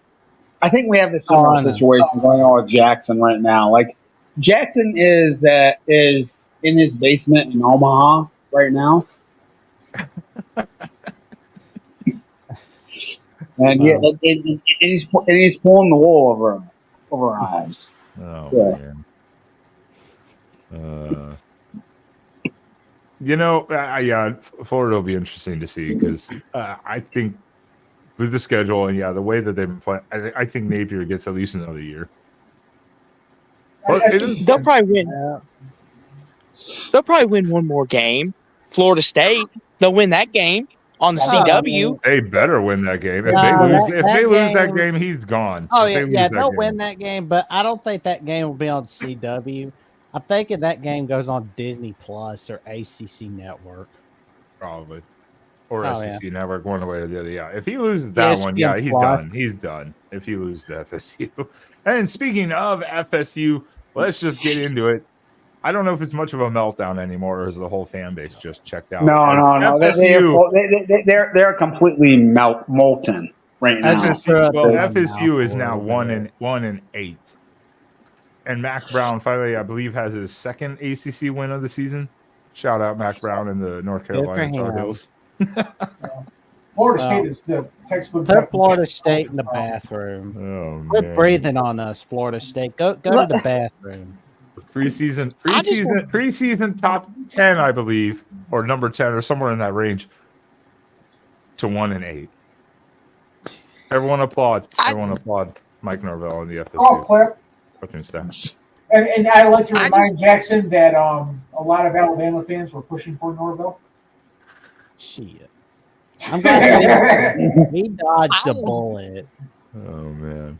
I just want to know, when do you look yourself in the mirror and tell yourself, this is not Florida State football. This is shit is what this is. Pardon my language. Oh, it's beyond shit. It's beyond shit. Well, actually, that's exactly Pardon my what language, but that gets me so upset. according to Uncle Lou, they're a pile of shit. Mm-hmm. Watch them beat Notre Dame this week. Just watch it. Oh no, something weird. This is one of those. Notre Dame's going to be 10-2, and one's going to be Northern Illinois. The other's going to be a 2-10 Florida State team. Well, I mean, That seems about right for Notre Dame. That seems about right. Well, they can lose to Marshall and Stanford. So Maybe it's just me, but do we see any similarities to 2024 Florida State and 2007 Notre Dame? Yeah, they're both terrible. I mean, yeah, they both. Yeah, I mean, like they both came in with probably a little bit higher expectations than they should, just based on the recent past. Yeah, I don't know. They're terrible. Oh yeah, Where's the heart? Oh yeah, I've seen Andrew Dice Clay. He was on the Joe Rogan Experience, and he was on The Star Is Born. Where is the heart? Do you even know who Andrew Dice Clay is? Yeah. He was that guy. He played that stereotype Guido, New Jersey. That's why he's like, yeah, the language Little on Bo you guys. Peep lost his sheep. You might remember him from that EMF Unbelievable song. He's the guy they sample on that. Oh, no, that's him. You're unbelievable. Yeah. Oh, I know the song. Yeah, because I know that was Andrew Dice Clay. I love that song. Yeah, that's why it took me a second. I was like, as soon as I saw the gesture and the emoji, I was like, oh yeah. I was like, oh yeah. It's like, yeah, there we go. Yeah, Jackson's lost his shit tonight. Who are you and where did Jackson go? Well, I mean, losing to UCLA, like Jackson seems like one of those deep fake anime, like or the AI deep fakes you see when like they dub the voice to make post game. Like you ever see those online? Lose to UCLA. Well, all like by 20 points going into the fourth quarter will always put me in a bad mood. It just does, honestly. I thought maybe Cranley's payroll for a second. This is how far Florida State has fallen, guys. They're bragging about beating Cal. Like, where's the heart? Where's the passion? Where is this is Florida State we're talking. I mean, like I'm going to say this after them for having their one win against the Calgary. Like, I mean, it is just so like them this season. I mean, like the one thing that's been fun about this season, they had to go ruin. The Calgorithm beats itself too. Unfortunately, Cal just has beaten themselves many times in these games where they play not to win but not to lose, so they lose, and that's the problem with Cal. And by the way, shout out the Calgorithm. I cannot get it off my goddamn Twitter feed to save my life. It will not go away. I have everything from Cal now on my Twitter. It will not go away. It will not leave my feed. That's because you don't use your Twitter. It's like that Ebony game, that stupid game that just keeps showing up. Definitely use Twitter more. You guys see that? Oh. Some of them are fucking funny. I will find. Now Mark's gonna text me to stop saying the F word. I'm like, it's been like twice tonight. Yeah. Jackson's got you beat tonight. Yeah, I was about to say. I was like, yep. All right, I'd probably rip out the 97 chapter. Well, I mean, don't lose to UCLA and Well, And here, I'll curb it, of course. But speaking of the disputed national champions, college football's historical 1997 reset, for the college football fan in your life, especially this holiday season and this Christmas, come on in Amazon and check out the disputed national champions, college football's historical 1990s reset, written by Mark Rogers himself. In this book, you're going to learn what happened during the 90s, how the decade changed the sport, why the championship results should be questioned, how to correctly think through the snares to appreciate the accomplishments of teams that were not recognized as champions. This book provides an in-depth analysis of the changes, controversies, outcomes that defined a decade of college football. Grab your copy now. Such a promo. Such a promo. What a weirdo. Jets And I helmet. want my Wisconsin. cut, damn it. Let's note this here. Jets helmet, Wisconsin sweatshirt, Notre Dame. Say, what a He's kind of hitting weirdo. all bases. Yeah, with what it. a weirdo. And then a Bama fan. What a weirdo. Jackson, I still love you, though. Jets, Notre Dame, and Wisconsin. Well, I'll be honest with you, I bought this Notre Dame toboggan in November 2016. I've never heard it referred to as that. Yeah, and A toboggan? the Wisconsin hoodie that I have on. This was a gift from my friends Jim and Nancy and Bella the Golden Retriever, because I was watering their flowers while they were on vacation in 2020. You know, they were going to see some family members, so I watched their house, watered their flowers, stuff like that, and got this as a thank you gift. Yeah, it is a toboggan. I haven't heard someone call it toboggan in a while, but yeah, that is an actual term. Yes. I thought that's what you slid on. It's Hey, not a Jackson. beanie. I have heard people call it toboggans before. It's been a while, but I got a question, Jackson. Are you near the 2011 tornado area? Basically 20 miles away from it. Yeah.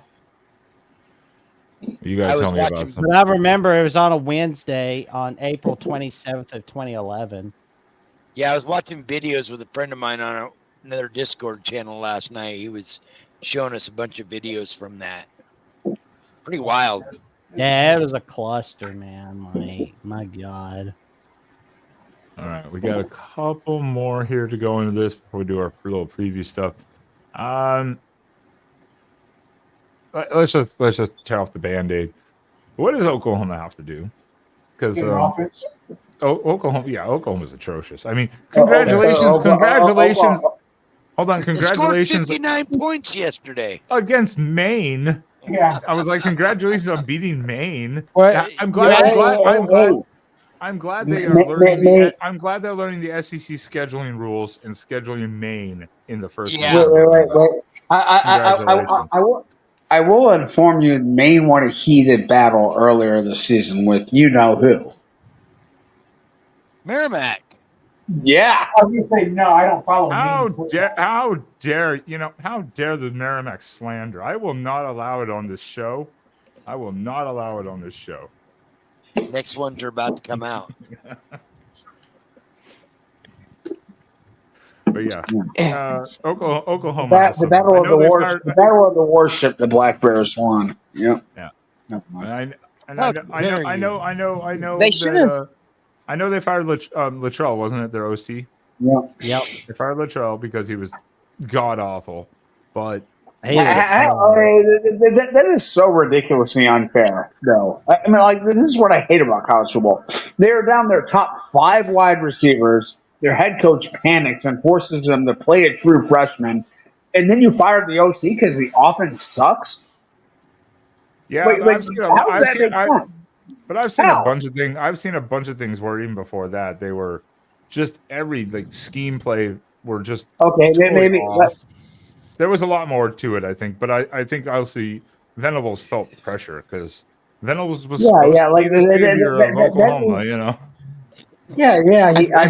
I mean, he was a ritual sacrifice. It's not because he's a bad offensive coach. He's obviously not. You look at his track record.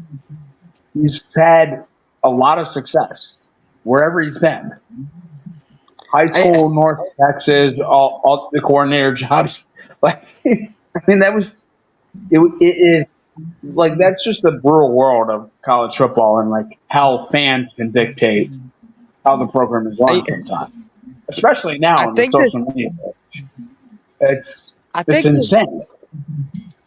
I think this all started last year when they let Dylan Gabriel walk because they didn't want to let they didn't want to lose Jackson Arnold, so they were like, Dylan Gabriel, just go somewhere else. We don't want to lose this guy because this is our future. And Dylan's like, okay, I'll go to Oregon and win possibly a natty. Hurt me. Mm-hmm. Yep. For sure. It's just so dumb that they let him go. But I mean, oh well for Oklahoma. But something happened on the SEC network yesterday. Anybody know what it was? No. Did someone watch Vanderbilt it? bowl eligible. Texas University A&M of got their ass Vanderbilt. beat. The University of Vanderbilt is bowl eligible with a victory against Auburn. Now, it is their first victory at Jordan-Hare. Like the previous times they've beaten Auburn, it's all been in Nashville or Montgomery or Birmingham, Alabama. And I believe, let me make sure. I think they beat Auburn in the 1955 Gator Bowl. They played in a bowl game? Yeah. Yeah, you didn't know that? Yeah, I they didn't played know the it. 1955 Gator Bowl. Vanderbilt was independent a while back, weren't they? No, I Vanderbilt thought was Vanderbilt was a founding member of the SEC. That's why they're still there. Yeah, Vanderbilt was in the SEC along with Auburn. Yeah, they had like And Ugh. yeah, played a bowl they game were against like each other? yeah, they played each other in a bowl game. Well, that's really stupid. I don't know how that happens, but No, I mean everybody was kind of lazy during that time. Yeah. So they didn't really think anybody was really going to be. I don't know. They were just like, here, just pick two teams, whatever. But anyway, what is going on with Auburn Nation? Diego Pavia is just embarrassing everybody from the state of Alabama, apparently. Oh yeah, He beat Alabama, he beat Auburn. Last year, he took a New Mexico State team to Jordan-Hare and absolutely embarrassed them before the Iron Yeah. Bowl. This guy is just a fraud in the state of Alabama. Yeah, he's on a 3-game winning streak against Auburn and Alabama. And How about that? he's beaten Hugh Freeze 4 times, I think, between his time at Liberty and Auburn. Yeah. Now, we've talked about Clark Lee doing a great job, but does anybody know who is on that coaching staff at Vanderbilt? Okay. I do. I can't tell you. I can't tell you anybody. In the coaching Austin. staff. Jerry Kill. Mm-hmm. Kill? Oh, is he? He's an offensive consultant at Vanderbilt. I like him. He was really good for Minnesota, I thought. Oh, he's a heck of a coach. Like if it wasn't for his health issues, I mean he would have made major noise. Yeah, I remember when Michigan played Minnesota and he got in a full seizure on the sideline. Man, I was rooting for him. Oh yeah, that was in week 2 of the 2011 season in his first year. I remember because that was a breaking news event, and that was against New Mexico State, the future team that he would coach for. And because of Jerry Kill, they got Diego Pavia, and that's why they're bowling. Go figure. Yeah. And I mean, like, yeah, but like Jared Hill wearing that poncho and that sombrero, and like that was just one of the coolest looks ever seen. I mean, that was majorly drip that he had on that. I mean, no one could rock a poncho and a sombrero like Jared Hill. Belichick did a pretty good job. I got Not like Jared Kittle. Not at that level. I mean, no. That was major swag with Could we see an NFL future for Diego Pavia? no. And I don't Zero. Not a chance. No. He's a feel good story for college. He's not going to play it down.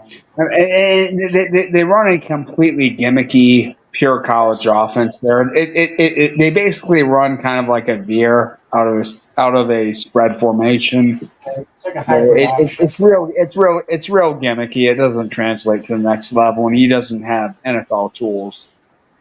He doesn't. You don't think he could be like a draft steal like Brock Purdy? No. Totally different players. Purdy could pass. He just didn't get a whole lot of eyes on him because he went to Iowa State. Purdy could pass. Hey! I want to they are not the Eskimos anymore. They have abandoned that apparently racist moniker. And let me see they're the Elks. Yes, that's what they're the Edmonton Elks now. That's blasphemy against all the Elks. Yeah. That's speciesist, right? Yeah. When was it declared that Eskimos is a racist term? It kind of is. It was kind of a slur. It's supposed to be Inuit is the preferred term, or is the technical term, and Eskimo is kind of an outsider description. Whatever. Wow. Okay, we learn things new here. Oh, yeah. This is a very educational show, everyone. By the way, how many more of these types of games and seasons does Hugh Freeze get, or strippers he pays before Auburn says we've had enough? And how many? I don't know what they paid him. I honestly don't know his contract or anything like that. But Auburn is one of those places, just like Florida. I mean, Gene Chizik won the national title. 2 years later, he was gone. He won it because they realized he wrote one player. Yeah, but how many of these teams did it? Jimbo Fisher rode Jameis Winston to a title. He rode Cam Newton to a title. Every team does it. They ride one play. A lot of these teams they do it. But they all get bad. And then the coach gets exposed. Florida State's defense won that. Jameis was just along for the ride and just tried to throw as few interceptions he could. Cam Newton was. Jameis was so good that year. He was really good that year. Now he did have really good receivers, but the defense was really good that year also. So that did help. They had so many guys like Eddie Goldman, Jalen Ramsey, the linebacker. They were that 2013 FSU team was legitimately now that one. Now the 2014 though, 2014 it was literally just he rode Jameis Winston to make miraculous comebacks. Yeah, right. I mean, yeah, that's right. And then when they ran into Oregon in the semifinal, that was the very predictable end of their run. There. There's the famous photo of the fumble recovery after he lost it. Yeah, Marcus Mariota had a field day. How about that? Like he carried them for 2 years. It was like he was bearing the entire weight, and then it all collapsed right at that moment. Well, and he produced the most comical moment, one of the top 5 comical moments in college football history. It also needs to be said that in 2013, he played what I consider to be by far the luckiest football team to ever exist in the history. That 2013 Auburn team was there on absolute. You're not wrong about that at all. That was absurd. Crazy. This from Troy. I don't know if he rode Joe Burrow or more. It was Joe Brady. No, it was Joe Burrow had receivers, but Joe Brady unlocked the passing offense. I think was more it. I could be an all-star throwing Jamar Chase all day. Exactly. Jamar, they had Jamar, receivers. they had Jamar Chase, Justin Jefferson, and Terrace Marshall, who hasn't turned out to be anything in the NFL, but just And Chase Clyde and Edwards Jefferson. Laird running back. Yeah, okay. But I mean, like Jamar Chase and Justin Jefferson are probably going to be in the Hall of Fame someday. You have that level of receiving core, and they also had Randy Moss's son at tight end too. Who remembers him? That team was loaded. I mean, that's the thing. Yeah, I mean it was. So, Yeah. but the point is, until Joe Brady came, Chase and Jefferson at receiver is just unfair. But until Joe Brady I'm an came Ohio along, State fan. though, We've had some great receiving cores. We haven't had that. Yeah, I don't but think. that passing offense was like non-existent with Joe Burrow until Joe Brady came in. So he's the one who locked because he's like, well, Joe Brady didn't throw a pass. I'm like, yeah, but he's the one who gave confidence to be like, throw the ball. Like he instilled like confidence, I think. But where is Joe Brady now? I have no idea. He's the offensive coordinator for the Buffalo Bills. That's okay. right. He replaced Ken Dorsey there. Yeah. Okay. So- I wonder if we'll see him as a head coach in the NFL this time next year. It would not surprise me if he was. I don't know. It could happen. Probably not, but maybe. From the way His name was so hot. His name was so hot a couple years ago. Roger. The Big Ten doesn't impress me at all. Some power grades there. That's what he said. Lose every single week in the fourth quarter. I mean, when he was just the interim offensive coordinator last year, they went from 5-5 to 11-6. So That's pretty good. Pretty good. Yeah, and right now the Buffalo Bills, they're leaning to AFC East, which I mean, they usually do. So. They got a 4-game lead. They were saying today that basically Buffalo's going to clinch by the end of November, which is unheard of. Well, for me, it's not really unheard of because I mean the Jets are hell, like they always are. The Patriots. Hey, they got something going now. Watch out. They got a decent schedule ahead of them. Yeah, I'll have to see it to believe it. With the And maybe A-Raj can go into a darkness retreat and like revitalize his soul. He can run the table again. Maybe he can rub some crystals on his nipples or something and resurrect his power. Well, they still have that moron Nathaniel Hackett as offensive coordinator. He's still there? Uh-huh. Yeah. No, he's not the coordinator anymore. No. Rodgers will retire the second they fire. Todd Downing is. I thought Hackett was gone.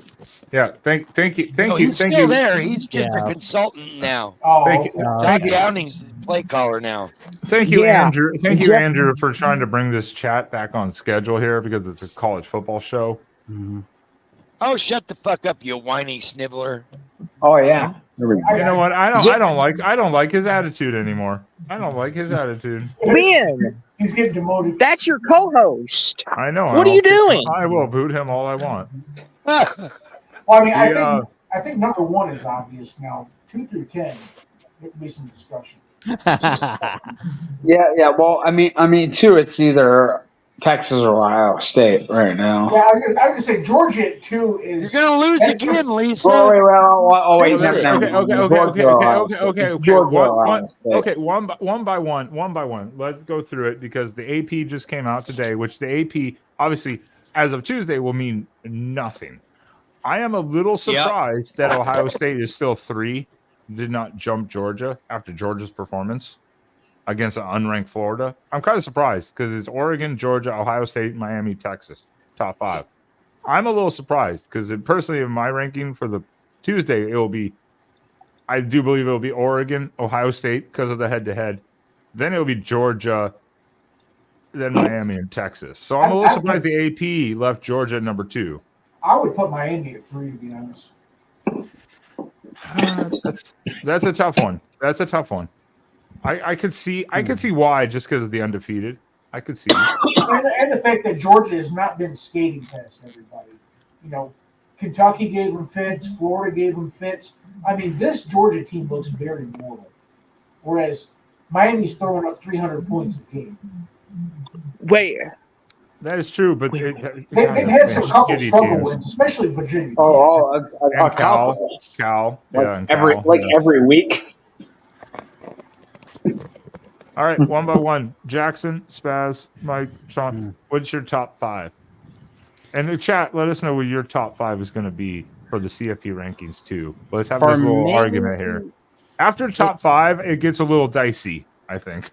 Oh, yeah. It's a little dicey, especially with all the losses this last weekend.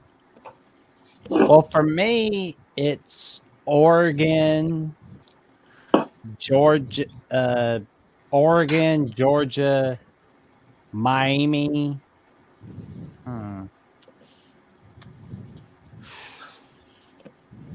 Indiana. Oh, yeah. Forgot Indiana. No! Don't reward that. Come on, Jackman. Sorry, they're unbeaten. That's just how it works. it's the conference champions that get the top 4 spots. Yeah, but that's not me. What they should be the top 5 right now. Yeah, this is just the initial Who's top the top 5 teams? Plus, I want to see what they do with the top 5 ranking. That's what I want to see. Do they let it go to their heads, or do they just treat it like it's another day? So, starting over, Oregon and God damn it, Mike Fort, you interrupted my concentration. Go. So Oregon, Georgia. Okay, so Oregon, Georgia, Miami, Indiana, and Texas are my top 5.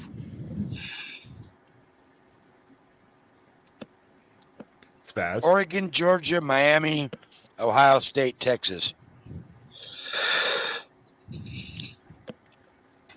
I will say Oregon. I'll say Ohio State, Miami, Georgia.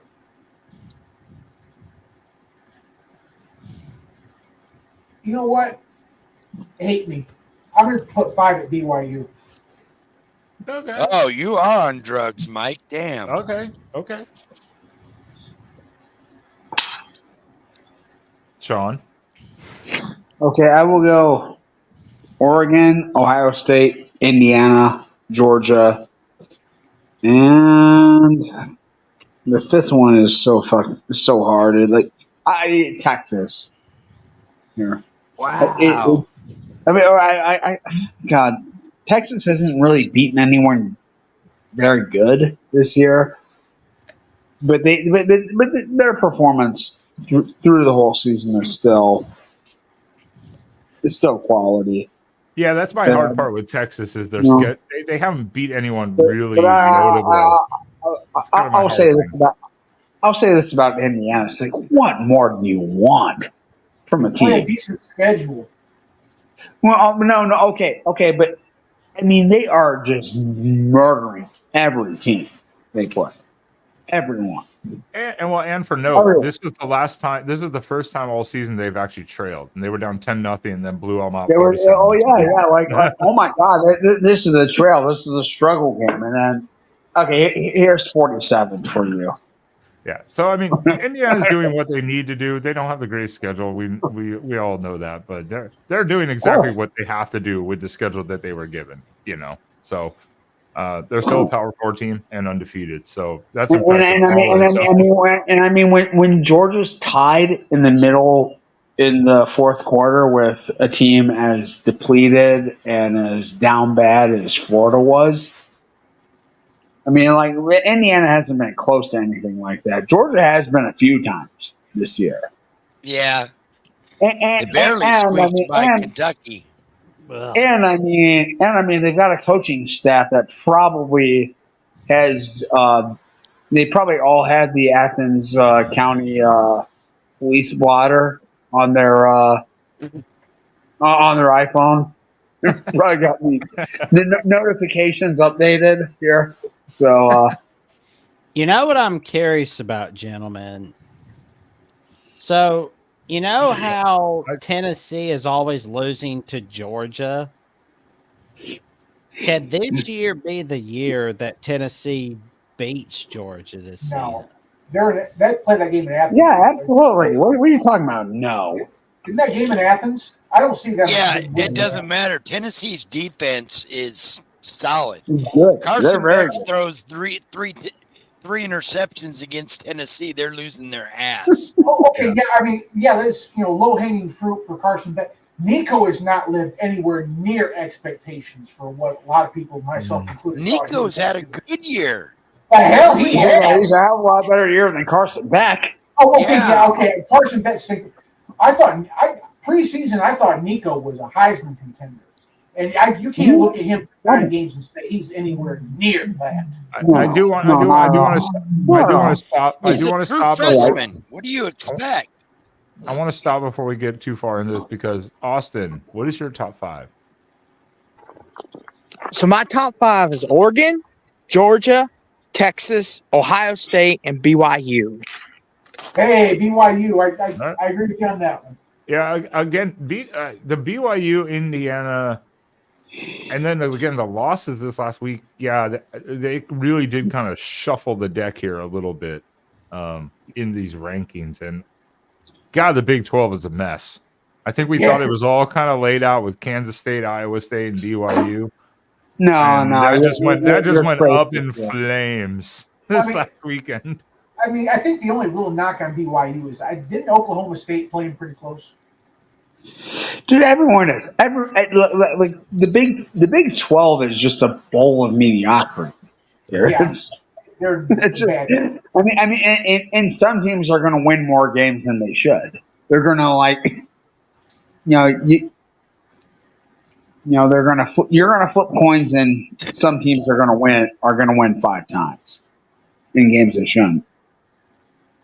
Yeah, but that this last weekend wrecked the Big 12 standings. Like just wrecked them. I'm still mad about Texas Tech beating Iowa State. I warned you, Jackson. I warned you. Iowa State should have lost to UCF probably too. I know. Earlier, so I guess it was coming, but at the same time, who saw Kansas State losing to Houston? They're not. Yeah, that one surprised me. Yeah. One thing that did surprise me is that Pitt was playing with house money all year. Their luck was going to eventually run out. I have told everyone all year though, like you put any two Big 12 teams up against each other, it's not going to be that big of an upset. It really isn't. Unless Baylor beats somebody. Yeah. They took out TCU 37-34. I mean, Baylor is not that great and not that bad. Well, yeah, but TCU is not that great, not that bad either. So everyone said it would be a shootout. It was like 37-34, so it was. Oh, by the way, Spaz and I, shout out Coach Dilly, Arizona State rolling in the Big 12, by the way. Are we going to recognize Dave here at all? I am going to. I'm just shouting out while we're talking Big 12. Shout out in Scatabo, 274 yards rushing this last week against Oklahoma State, who is absolutely a dumpster fire. Yeah, that could be Mike the Gundy's next not coach 40. on the hot seat, Mike Gundy. Mike Gundy's not 40 anymore, son. Hadn't been for a while. Yeah, He could be on the hot seat. Dave Valensky. Sorry, guys, I'm late. Viking game priorities. When you give up 270 to a white running back, I mean, you might be on the hot seat. Wow. Had to go there, huh? Wow.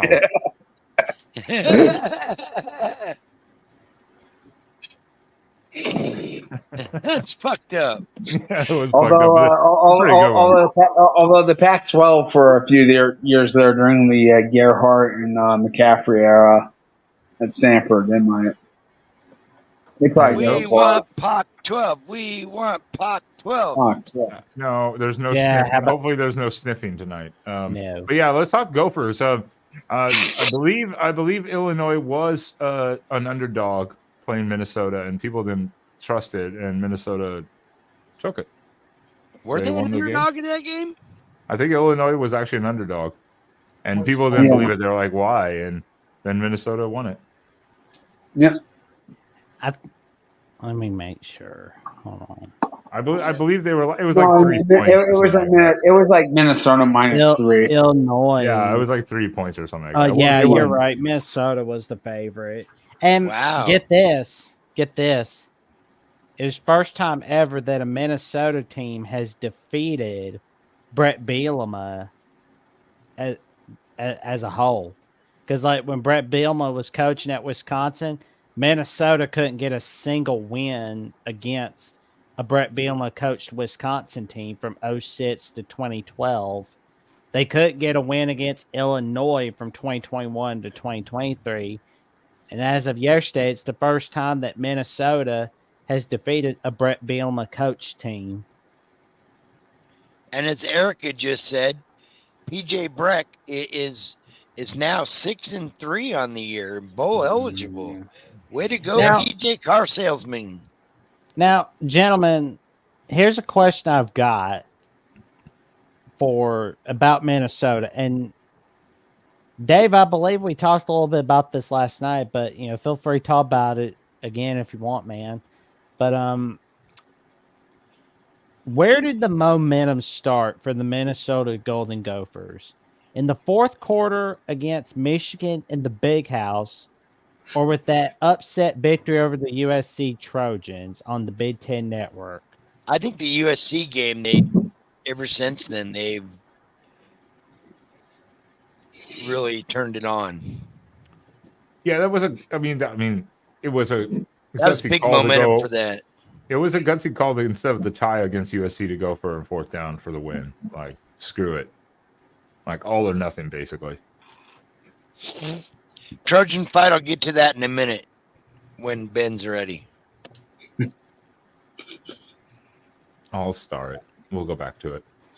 Oh, we lost Austin. We lost Austin. He He'll might be come back. back. Yeah, he'll probably be back. Yeah, Minnesota's been it's been a pretty quiet team this year. I haven't gotten to watch a ton of Minnesota because obviously we're not even playing Minnesota this year. So we don't have to face the fierce of the Gophers. Well, they lost a tight one to North Carolina in week 1, of course. And back then there's that hot seat talk, playtime's over, PJ Fleck is awful, terrible, no good, this, that, and the other. Then they get smacked around by Iowa. And it's like, oh, we're never going to win anything with PJ Fleck. Nothing. No, we're not going to win anything. And what's going to happen in Minneapolis? Yeah. But now, ever since we've seen the winning streak, the magic has come back in Minneapolis, Minnesota. And, our friend Jeffrey Only Talk Sports talks about how perception changes. As he noted, there were a lot of West Virginia fans loving on Neil Brown. Now they're like, they've gotten a couple extra oars there. Yeah, I was about to say, well, that Minnesota boat went from the Flex Seal to actually getting some good repairs. Yeah. So Yeah, it's pretty sturdy right now. Yeah. They fixed the masthead right here, and 2-3 to 6-3. That's pretty cool in of itself. Could we see Minnesota finish the season at 9-3? What's the remaining schedule? Yeah, they've got Rutgers next Saturday. They got the bye week. They got Penn State coming to their backyard the week before rivalry week, and they have to go to Wisconsin on Black Friday at noon on CBS. Ooh, Rutgers or See, most people will say the Penn State game is the trouble spot for them. Yeah. I almost think the Wisconsin game on a short week following that bye week Penn State game is a little bit more troublesome. I mean, like they'll be up for that Penn State game coming off a bye week and hosting, probably a 1-loss team. Yeah, a top 6-7 team in the country. I mean, they'll be up for that one. Yeah, that's the tough. I think that's the toughest. But then they have to recover on a short week and play with and have a rivalry game against Wisconsin. Like that's kind of a difficult task. Like you have two monster games back to back. I mean, winning both of those, I would be surprised if they're capable of pulling both of those games off. Yeah, maybe one, probably neither. But you know. Oh yeah, Minnesota at Wisconsin the day after Thanksgiving. I mean, like, is anyone going to be standing in either of those states to be able to attend the game?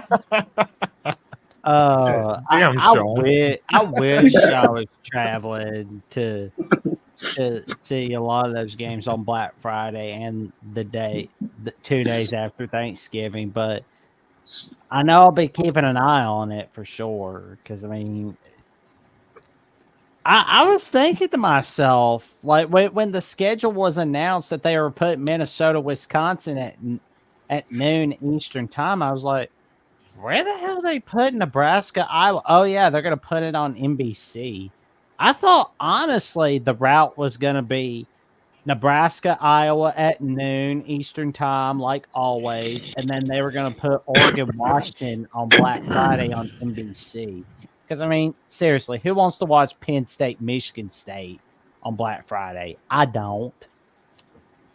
Well, that's part of the Big Ten stuff. Me and Spaz are still getting acclimated to all the different rivalries and trophies and Yeah. shit. I mean, what kind of shade is Jackson throwing on the land grant trophy here?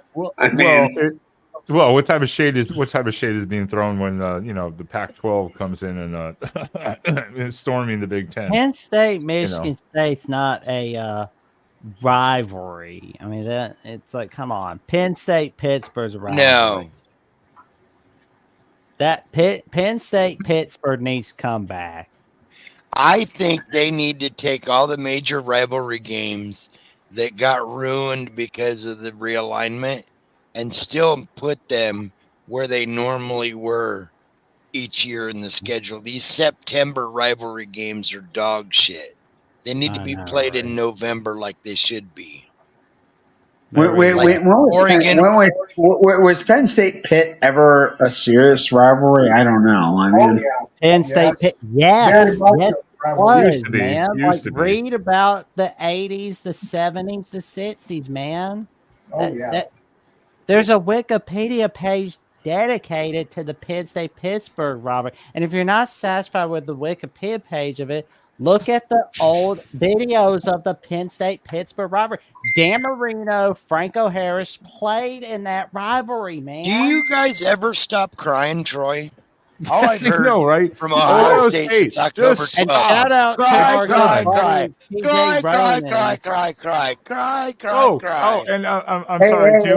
Hey, what is factually wrong about what Troy is posting here?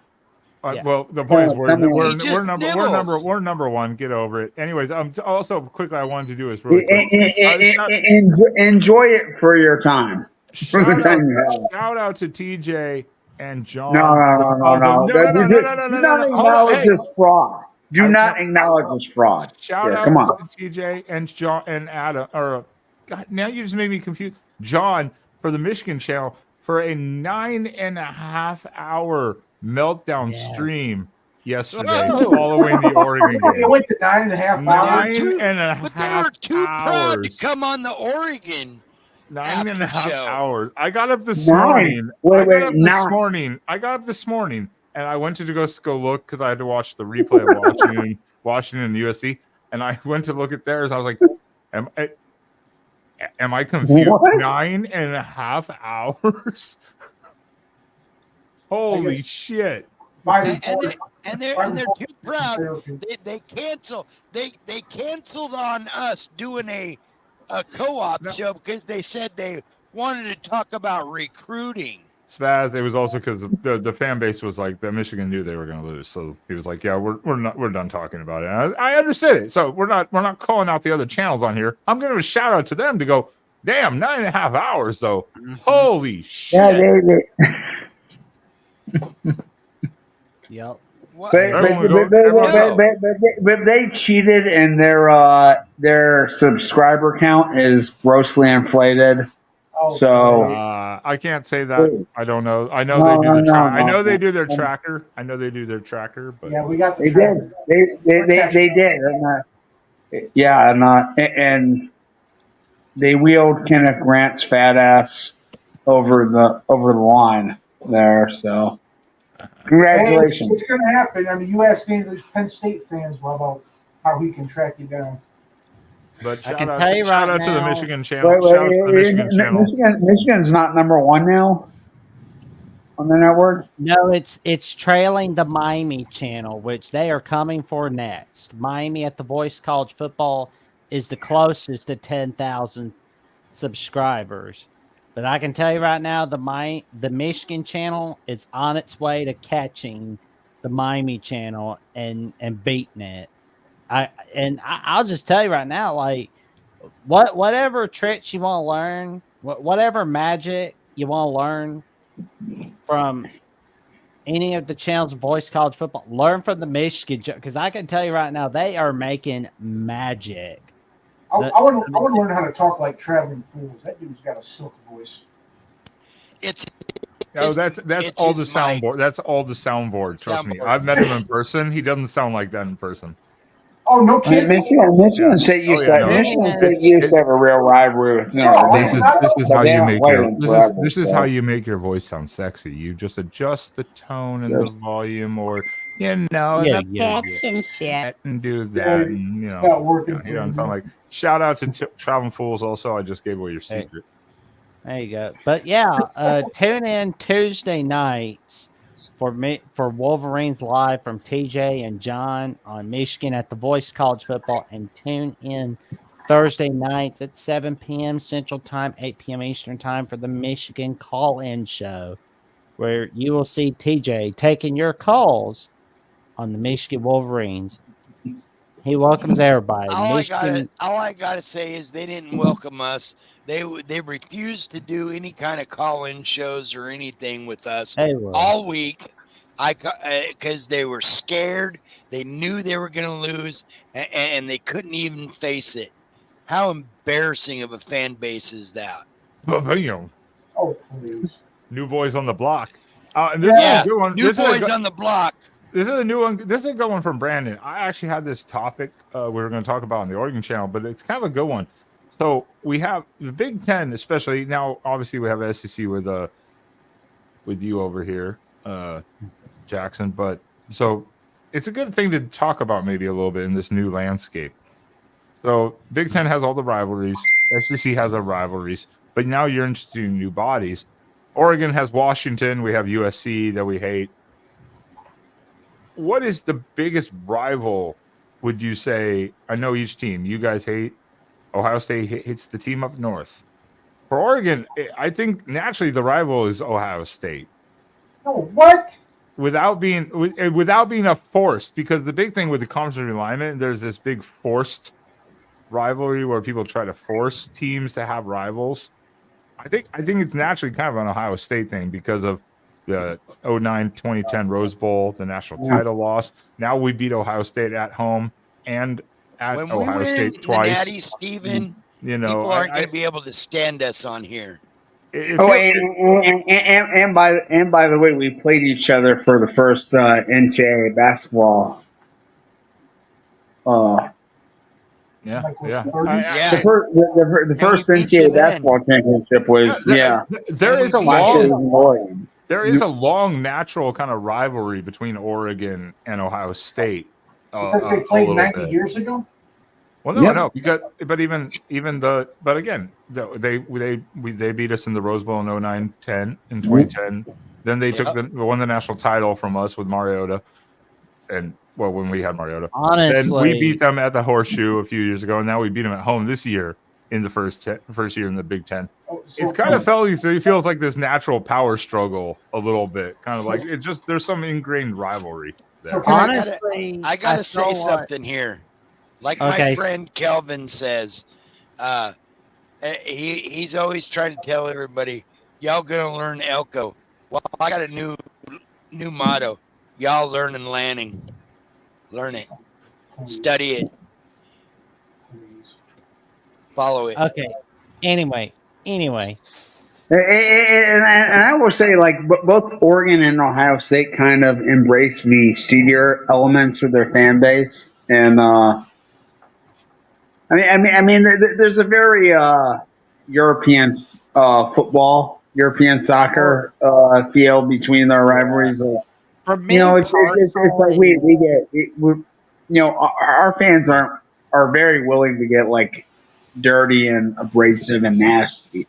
Whereas USC and Michigan fans, like they're a little daintier, I guess. For me personally, this sounds like for me that I know this sounds like I'm calling it early, but I feel like Oregon Ohio State is more of a rivalry than Penn State Ohio State, really, because Penn State only sees Ohio State as a rival. Ohio State doesn't see Penn State as anything such. They're just that annoying high school guy that's trying to get the girl. Well, I will say it's interesting in that Penn State, Pennsylvania, and Ohio as states have much more of a rivalry than Michigan and Ohio really do. Yeah, they got that 33 game. Yep, absolutely. So I mean, like those were the two kind of premier states for high school football talent in this part of the country. Yeah, so it was. I mean, but Ohio State and Penn State as a rivalry, I don't think it's ever really clicked for either fan base at all. Yeah, I don't want to say it's like going to be a heated rivalry, but it's going to be one of those respected, just back and forth type of rivalries where it's like, this is like Jason O said, it's going to be a big game type of rivalry where it's like, it's not necessarily going to be heated, but at the same time, it's a very passionate fan base. And it's not like I'm going to be like anti-sweat. It's not like I'm going to be anti-sweating you every week, like just hoping, like, God, I hope Minnesota beats Oregon this week. Whereas, like if Michigan is playing Merrimack, like, well, we're going to smash you. They probably would. I'm going to call that rivalry weed versus meth.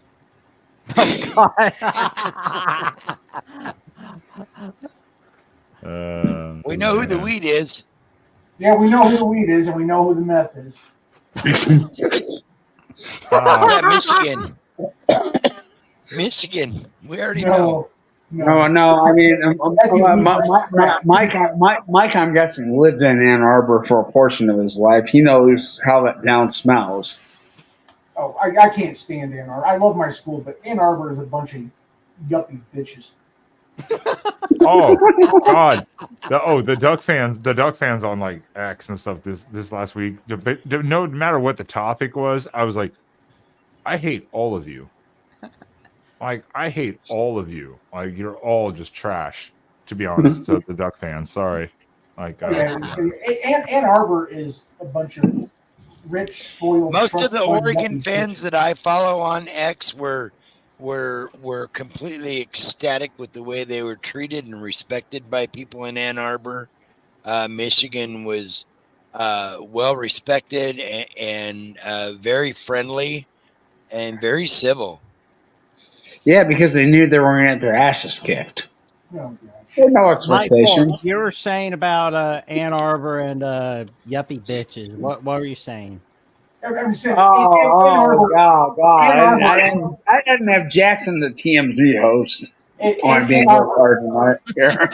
Ann Arbor is no money.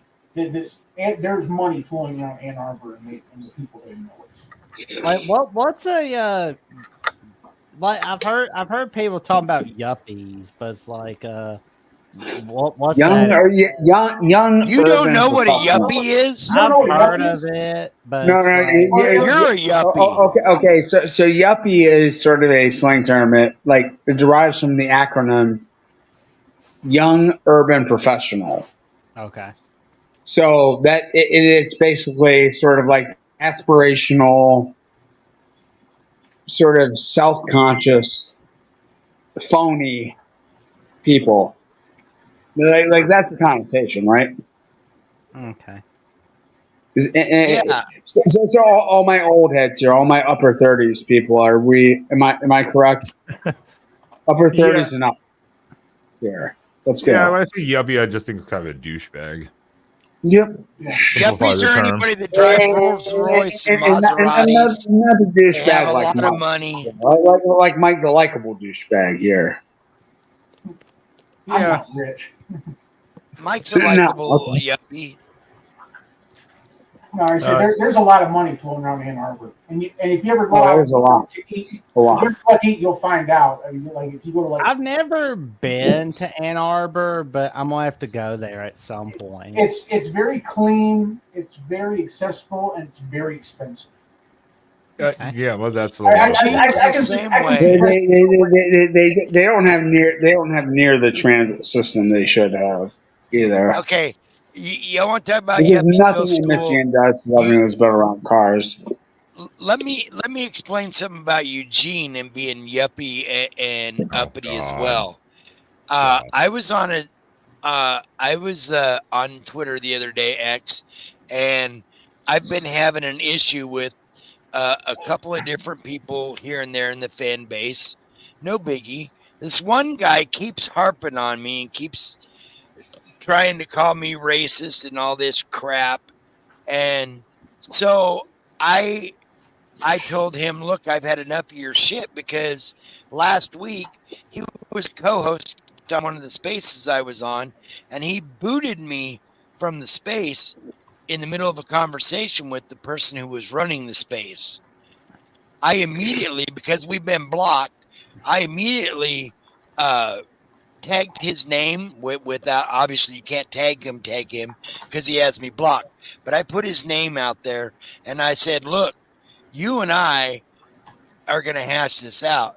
Bring your ass to Maryland game next week, and you and I are going to take care of this mano a mano. Meet me right here. And one of the guys that runs one of the tailgates in Eugene personally messaged me and said, you cannot come to our tailgate anymore because you're calling out people and threatening violence on here is not okay. And I'm like, dude, I didn't threaten no violence. I just said we'll handle it like men, mano a mano. That is not I saw that tweet. I saw that I did tweet, not too. threaten the guy in any way, shape, or form. I just said, let's meet here on this street and let's handle our business. Oh, man. And I got kicked out of a tailgate for that. So then I went back into another space about an hour later with some of the same people, and we were talking about it. And the guy says, "All right, let me guess who it was," and he nailed exactly whose tailgate it was that I got kicked out of. And I said, "How did you nail that?" He says, "It's easy because everybody knows what a jack he is." And I was like, wow, 20,000 people tailgating, 40,000 people tailgating, and he knew exactly what kind of an uppity guy this was that booted me out. Because I threatened somebody. See, I lose sympathy for you when you tell me you're getting on spaces. like who is using their life? It's like the same. hours. It's the same thing as this. Ain't no different, really. This is way more fucking fun than spaces. Please don't. I'm just saying, it's the same thing. It's just not video. Yeah. So No beyond spaces. You can't have this much fun. We will get back to Spaz's yeah, I want to Spazzing session. Yeah, I want to touch as we attend to the super chat from Dave Valinsky. Exactly. And Spaz, don't worry, we will continue with the battle with that weird dude that you were Yeah. fussing with. Yeah, we'll circle back here. But yeah, Dave Walensky, again, thank you, super chatting. I feel bad for Michigan State at the end of the year. They don't have a true rivalry other than Michigan and Indiana. But those two schools have bigger rivalries. And RU is nobody's rival. Oh. Listen, I mean, like, if you're a Michigan State fan, you can go to East Lansing and people watch and possibly skirt scout, and you're not going to be disappointed. Let's just say the talent at Michigan State is very, very strong. I dated a girl that went to Michigan State. She was nice. Yeah. I mean, like if you, no, Michigan State women are a different breed. I will agree with you on that one. Yeah. I mean, Michigan State, that is really, they primarily have Michigan as their rival, right? I mean, that's their Pretty primary. much. I think for a while They do, but it's a school for degenerates anyway. I mean, it's kind of like Oregon State, the little brothers, you know.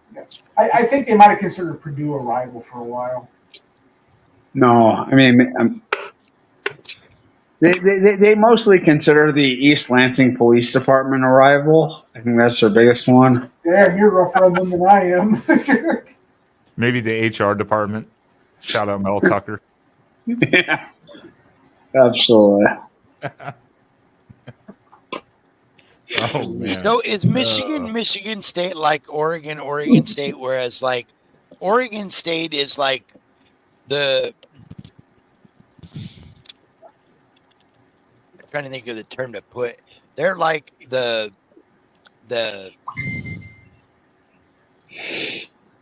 young, they're full of like the high school girls or whatever, and Oregon's full of the college guys or whatever. I'm trying to think of a term for it. Like it's like one school is like way expensive up here, and the other school is like here. Yeah, it's like that is the middle age. That's pretty The middle class kids go here, and the upper class kids go here because it's more. Yes. Up here. Yes. Okay. Yeah, you don't see a lot of poor people going to the U of L. Sorry, that's just true. And right. Michigan State is more of a pedestrian, middle of the road. Yeah. And yeah, they did. There's something like Michigan State is like 85% in-state students, and Michigan massively international. Michigan, like the state of Michigan has like a benchmark. It has to be like 60% in-state students, and Michigan always maintains like they're right at that 60% in-state. Yes, Hummus Hero. Michigan State and Notre Dame used to play each other annually. Yes. But, they will come back on September 19th, 2026, just in time for the 60th anniversary of the monumental 10-10 tie from 1966.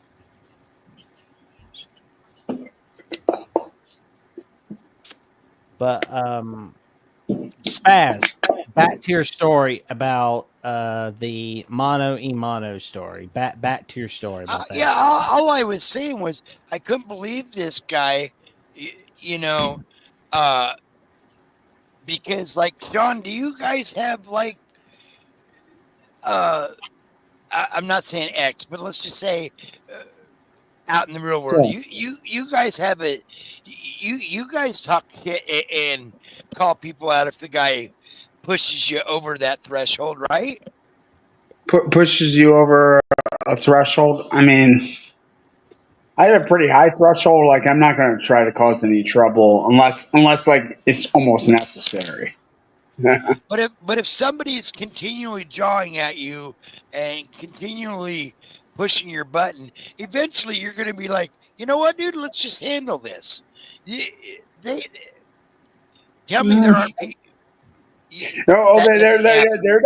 there definitely are people that will do that. Yes, absolutely. But I didn't say, come out here, I'm going to beat your... I am not one prone to physical altercations. Well, I try to avoid them. Right. Right, exactly. But no, I mean, like, was saying, come talk. Let's talk this out of personally. course, yeah. And I got accused of threatening violence. I didn't threaten no violence to anybody. Yeah, this is 2024, man. Everything's violence. Oh, I know. Oh, You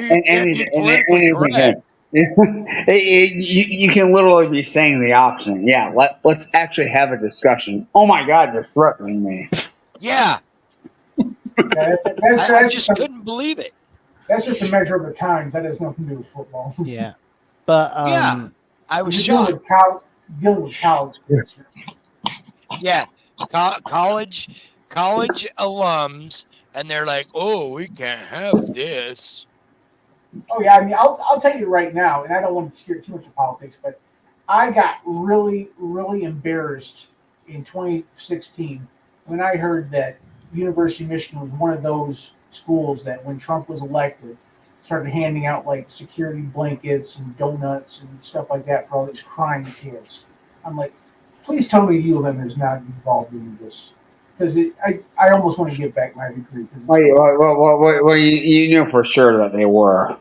Yeah, and you know, it's a liberal hotspot. I mean, all universities are, even if you're in the reddest of states. But it is weird, especially public universities. Like, the more like academically prestigious the schools are, like the more like sensitive, liberal, left wing they are.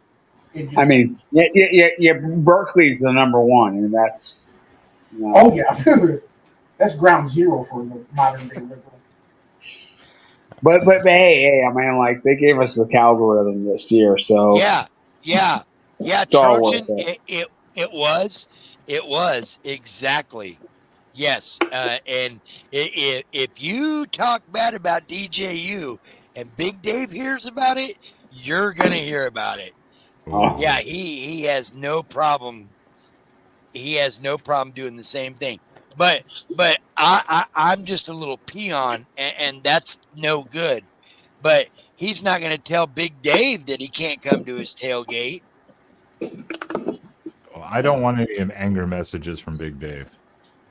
No, but one of the guys, I don't know if you saw it, Ben, one of the guys just stated, wasn't it Spaces that Big Dave called somebody out and said he would kick their ass because they were talking shit about DJU? And I was like, yeah, it was. Yeah, it probably was. Yeah, it was. About it. I mean, I've been in a couple spaces where Big Dave's gone off on people for talking shit.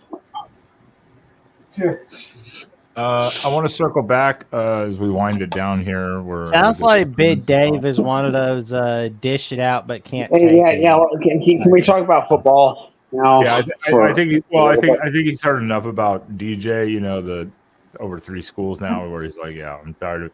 I want to circle back. Trojan Fight is still here, so we started it for him, just to talk football a little bit, and it was from earlier. The loss to Tez Johnson, nothing official yet, but reports that he's out for the year. That is a significant loss. We talked about it in our post game with Spaz and I. It's a significant loss. I mean, there's no way to sugarcoat that. No, but who is the guy that came in? Like, who's their fourth receiver? That he's played pretty well. Justice Lowe. Yeah, he's filled in pretty admirably for them.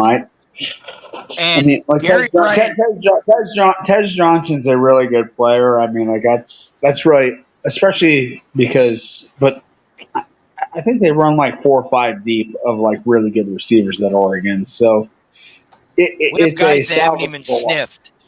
Yeah, the field. Yeah. And as we said, it's like, yeah, like, you had to remind me of his name, and he's played really well the last couple weeks. People forgot about Gary Bryant, who was on the team last year, who is due back either this week or next week. He's officially pretty much cleared physically and ready to go. Yeah, And if Trayshawn Holden cannot be a fucking douchebag for well, and Trayshawn can't lit keep up. his saliva in his mouth. Well, he didn't. He didn't. He's good at that. He didn't. He torched Michigan multiple times Yes, for he did. 140 For yards. 140 yards. Yeah, well, our secondary is crap. So. Yeah. Oh, Well, yeah. But And kind of decimated too. You were down a few pieces. Oh, yeah, our secondary is just devastated with injuries. Well, Spaz and I talked about in the Oregon show too. Is like, hey, worst case scenario, you have Justice Lowe there. Now we have Ferguson back. You can just put Sadiq as a tight end in the slot. To be honest, he's another receiver. He's kind of a gadgety tight end. He's a good, decent blocker, but he's a fast tight end. You can just put him as a receiver if you need to. He's shown that he can run routes and catch balls and make people miss. So just throw him out there. So they have people that can fill in. But the loss of Tez Johns is still a huge loss, as he was on the way to breaking his own receiving Oregon record, maybe, and yardage this season. So that's still Wait. I mean, what records did he have? Troy Franklin had everything. What? No, he had the most receiving catches in a season, and he was on pace to break that again. He already had like 60 some, and the record like 86. He was on. Was that from last year or 2 years ago? Last year. Yeah, Franklin had the most receiving yards. Franklin had the most catches. I mean, Tez Johnson caught more balls than Franklin last year. Yeah, he had like 109. No, he had like, I think it was it 100? No, it was like 89 or something like that. I think. Oh my God! Maybe it was. What do you average like? What do you average like 4 yards a catch? No. He had over 1,000 yards too. He had 1,100 yards, I think. Yeah, Franklin had like 1,400 or whatever it was, or something like that. So that was a duo combo. But yeah, it's a huge loss. But there's people that can fill in enough to keep up the depth. So it's a huge loss. Hopefully, it's nothing major. We'll see. Maybe you can come back for the playoffs.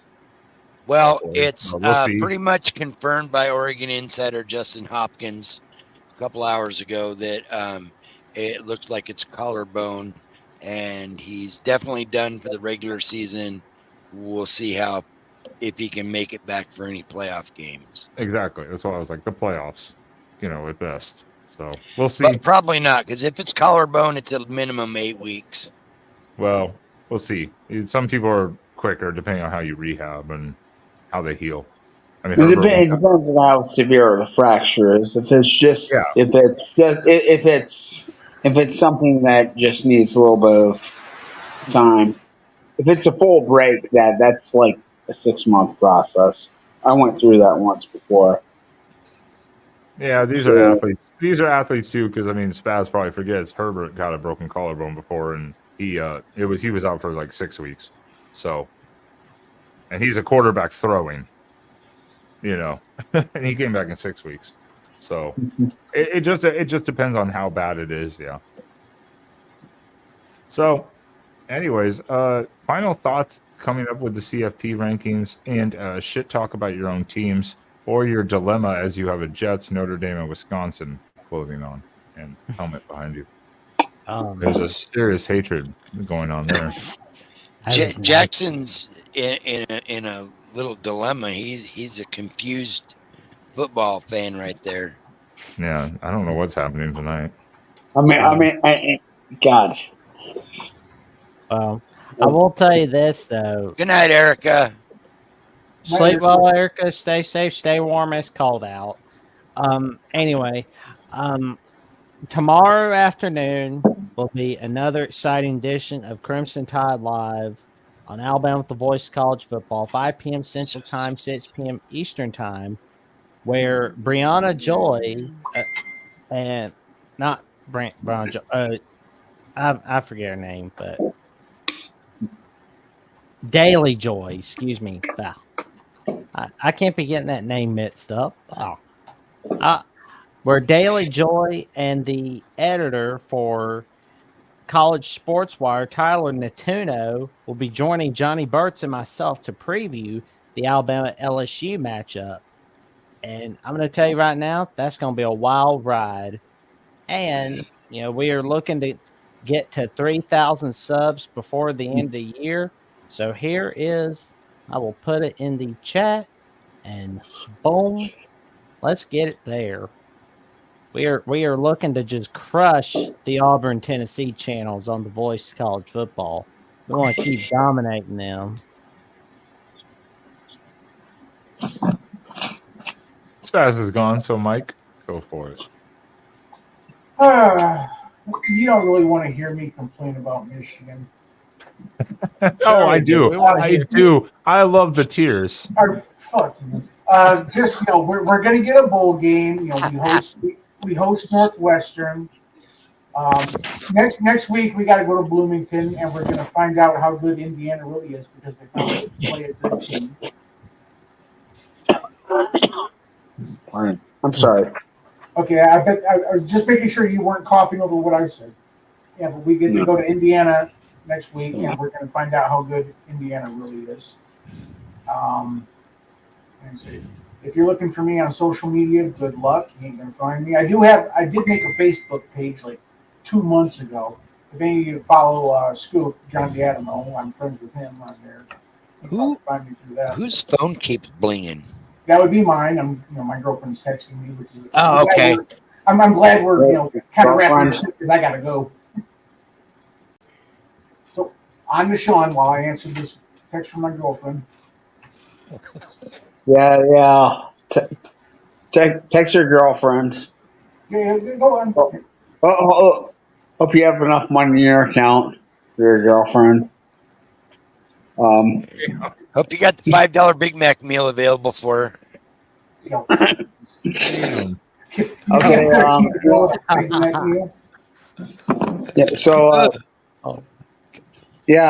Be very interested to see the initial CFP rankings. They're unveiling them on Tuesday. I think something's happening on Tuesday. Yep. I was shocked. Is it like not football related? Is there anything else going on Tuesday? I won't. I'm not going to say anything. I'm not going to say anything. I don't know. There might be College something major football. going on in the U.S. The Voice of College Football is where we get a break from that stuff.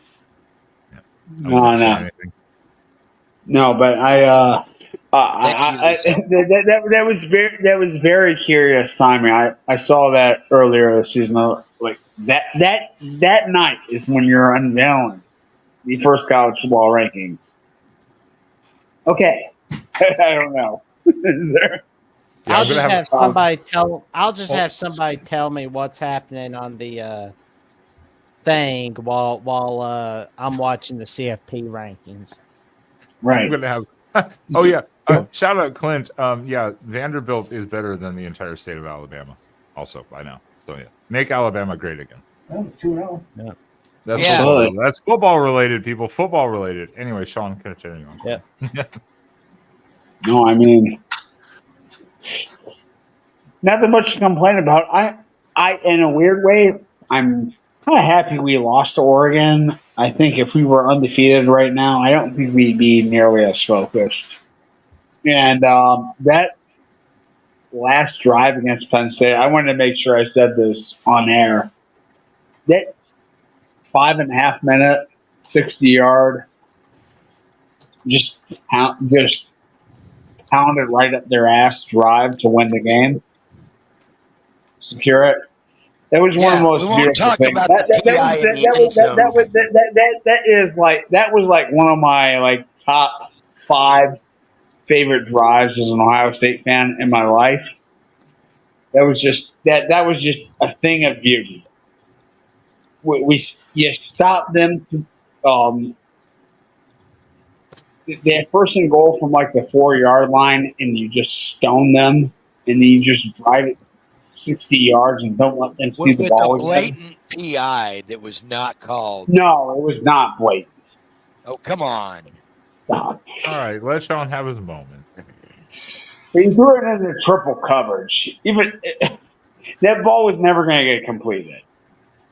Ever. No, I mean, like, that was a hell of a moment. It wasn't a perfect game at all. Like, giving up a pick six and fumbling the ball as you're going into the end zone, you know? Yeah. Left some points on the board, but, when they had to have it against a really, really good defense, I honestly didn't think this team had it in them to do something like that. So it was just a great pleasure to see them get first down after first down after first down and bleed the clock out. That's the way to Game. handle business. That is like on my Mount Rushmore favorite Ohio State drives this week against Penn State. I was just so happy to see them do that this weekend. I'm not putting. I'll put in. I'll put And it yeah. in. Who cares? I wasn't going to, and I was like, "That's screw it." Spaz, did we get to you talking about Oregon? Your final thoughts on the CFP rankings, or I just No, wait. I haven't shared my thoughts on CFP rank because I think it should be be Oregon 1 and Ohio State 2. I think Georgia's had too many flaws to be ranked ahead of Ohio State. okay. But it doesn't really matter because only one, like whoever wins the Big Ten is probably going to be the 1 seed. Whoever wins it's going to be the 1 seed. Whoever loses will probably be the 5 seed. True. Yeah. Spaz, your turn, and then it's Ben's turn. I don't believe Indiana should be in the top 5 yet because they haven't played anybody yet. Give them top 10. Yes, I'll give them top 10. If they beat Ohio State in 2 weeks, definitely then you put them in the top 5. Yeah. And they would probably get the 5th seed if they lose but I'm pleased with everything where we're at. It sucks losing Tez, but next man up, and we've got a deep receiver room, and Gary Bryant could be back this week, so that'll help. And good game at Michigan. They played well for the most part. A couple little hiccups in the third, but we just gotta quit dying on third quarter, man. Something's got to give with this third quarter boogaboo, man, because you can't do that against Ohio State again. You can't do that against Indiana. You can't do that against Georgia. You've got to play 4 solid quarters to beat these teams. It showed against Ohio State. We literally played 4 quarters and had to have every bit of it. If you don't, you're gonna drop those games. So that's my only complaint with Oregon is the third quarter woes in the last month. Something's got to give. Yeah, it's like no matter who Oregon plays, they score somewhere between 30 and 38 points. No matter who. Like, you'll be playing Ohio State, you'll be playing Purdue. You're going to, score that many. It's like scored over. I don't think we've scored over 40 points this year in a game. Really? You haven't scored over 40 once. at all. No, probably not. No, we did against Oregon State, 49. Oh, okay. Everything else is like 35, 31, 38, 38, 35, 34. Yep. Yeah, pretty consistent. It literally doesn't matter who you play. That's just what you score. Thanks, Adam. And shout out to Tara too. Shout out to Tara. He's not even a super chat, but it's a great comment there. Great comment. Let's objectification. Yes. What the fuck? You know what objectification means? It's kind of a weird term for them to use in that. But let's talk to it about. Let's hit the super chat. Matt Rinson. Florida State. What's the worst? Is Florida State, Stanford, or Cal? All of Florida the above. State. Florida State by far. Florida State. Yep. Florida State by far. I think Florida State's a better team than Stanford, and they beat Cal, I guess. But yeah, it's still Florida State. The expectations, the roster, the money. Stanford was not expected to be great. They're a little worse than I think I thought they would be. Cal is actually better than I thought they would be, even though they've lost these games. How does State is awful? I mean the fact that Stanford even has an FBS football program is insane. If you look at their academic standards, like they're playing with all people who would have gotten in Stanford on their own. Am I weird, or is Purdue worse than two of those? Purdue. Yeah, probably. No, you're not wrong. Purdue's bad. I mean, this is specifically looking at the ACC, obviously, but yeah, Purdue's probably worse than two of those. But Stanford, Cal, or ACC. I mean, it's going to take me a while to get used to that. I know, right? I know. I have to keep reminding myself of that also. But yeah, Florida State. Wait. You don't automatically associate Stanford and Cal with the Atlantic Coast Conference and SMU. Yeah. Well, I mean, the other two are literally on the Pacific Coast, and you're calling them the Atlantic Coast Conference. I mean, that's just a total mind. It needs to become the All Coast Conference. There you go. I like that. Like that, at least would be like, okay, we understand. Okay, got it. But then, what is Pittsburgh the coast of? It's the coast of the Allegheny River. Is that it? Maybe. Yeah. That's fine. I'll take that. I'll accept that answer. But yeah, no. Florida State by far is the worst in the sense of definitely the most disappointing. Let's put it that way. Yeah. You could argue Stanford's worse, but I think Stanford still puts up more points offensively than Florida State does. Everyone does. I mean, even Merrimack and Robert Morris in the 6-0 game, they typically put up more points than that. Oh, that's disgusting. That is one way to end the show right there. That's a disgusting football score. Oh my God. What happened? I don't know if their starting quarterback got hurt. Oh my God, that's disgusting. No, Aiden Pereira was in the whole game, and they apparently leaned on them very strong in that one. Yeah, that's a disgusting score.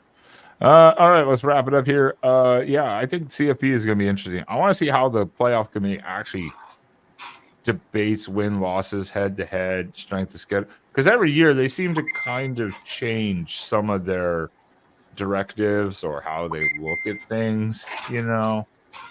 Mm-hmm. So it's going to be interesting to see what they do. I do think Oregon will be number one. I'm interested with, is it Georgia or Ohio State? Or do they respect undefeated? Yeah, where is BYU going to fall in Indiana and all of this? That's going to be an interesting take. We're going to see what undefeated means to them compared to what they assume or look at as strength of schedule. It's going to be interesting. And me and Spaz will be talking about that more on the Oregon show on Wednesday night for sure as we look at Maryland coming up this next week. By the way, the first ever meeting of Oregon versus Maryland. Maryland's in for a treat at Autzen Stadium.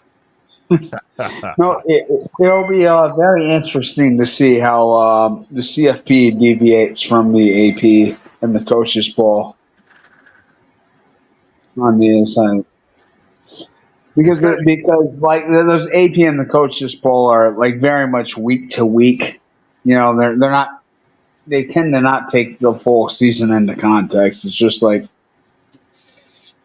you know, where were you the previous week? Did you win? Did you lose? By how much?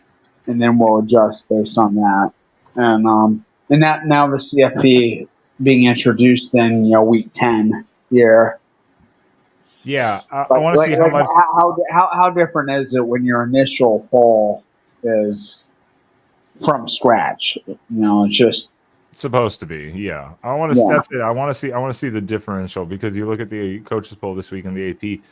Yeah, there's some flip flops of teams here and there, but a lot of them are relatively similar. There's a couple outliers, like Ole Miss is 16 and then 12 on different polls. There's some outliers, but most teams are like within a spot. So I want to see what the CFP ranking looks like. So I think that will wrap it up for tonight on the After Dark show. We've gone over a lot. Dude, we're not even at 3 hours yet. What the hell are you doing? I am wrapping it up. I am wrapping it up because Jackson has given the final super chat of the night, and he has said the magic words without having to say them, and I appreciate that. He's a freaking spoiler. God. How dare you? I have to find where the hell is the Pop-Tart? There he is.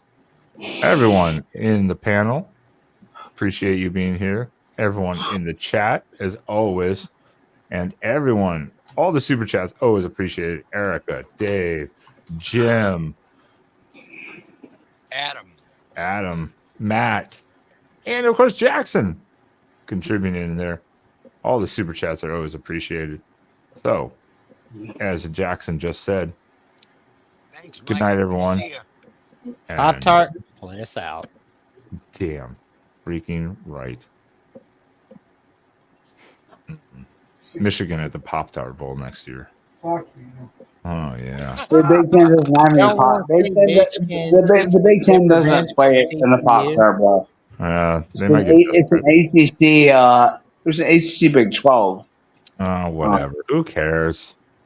Maybe Pittsburgh, West Virginia in the Pop-Tart Bowl? Ah, yes. Oh, God. Mm. And then we can get Joey Foster out there to spank the rough spot. Hopefully. Poor Pop-Tart.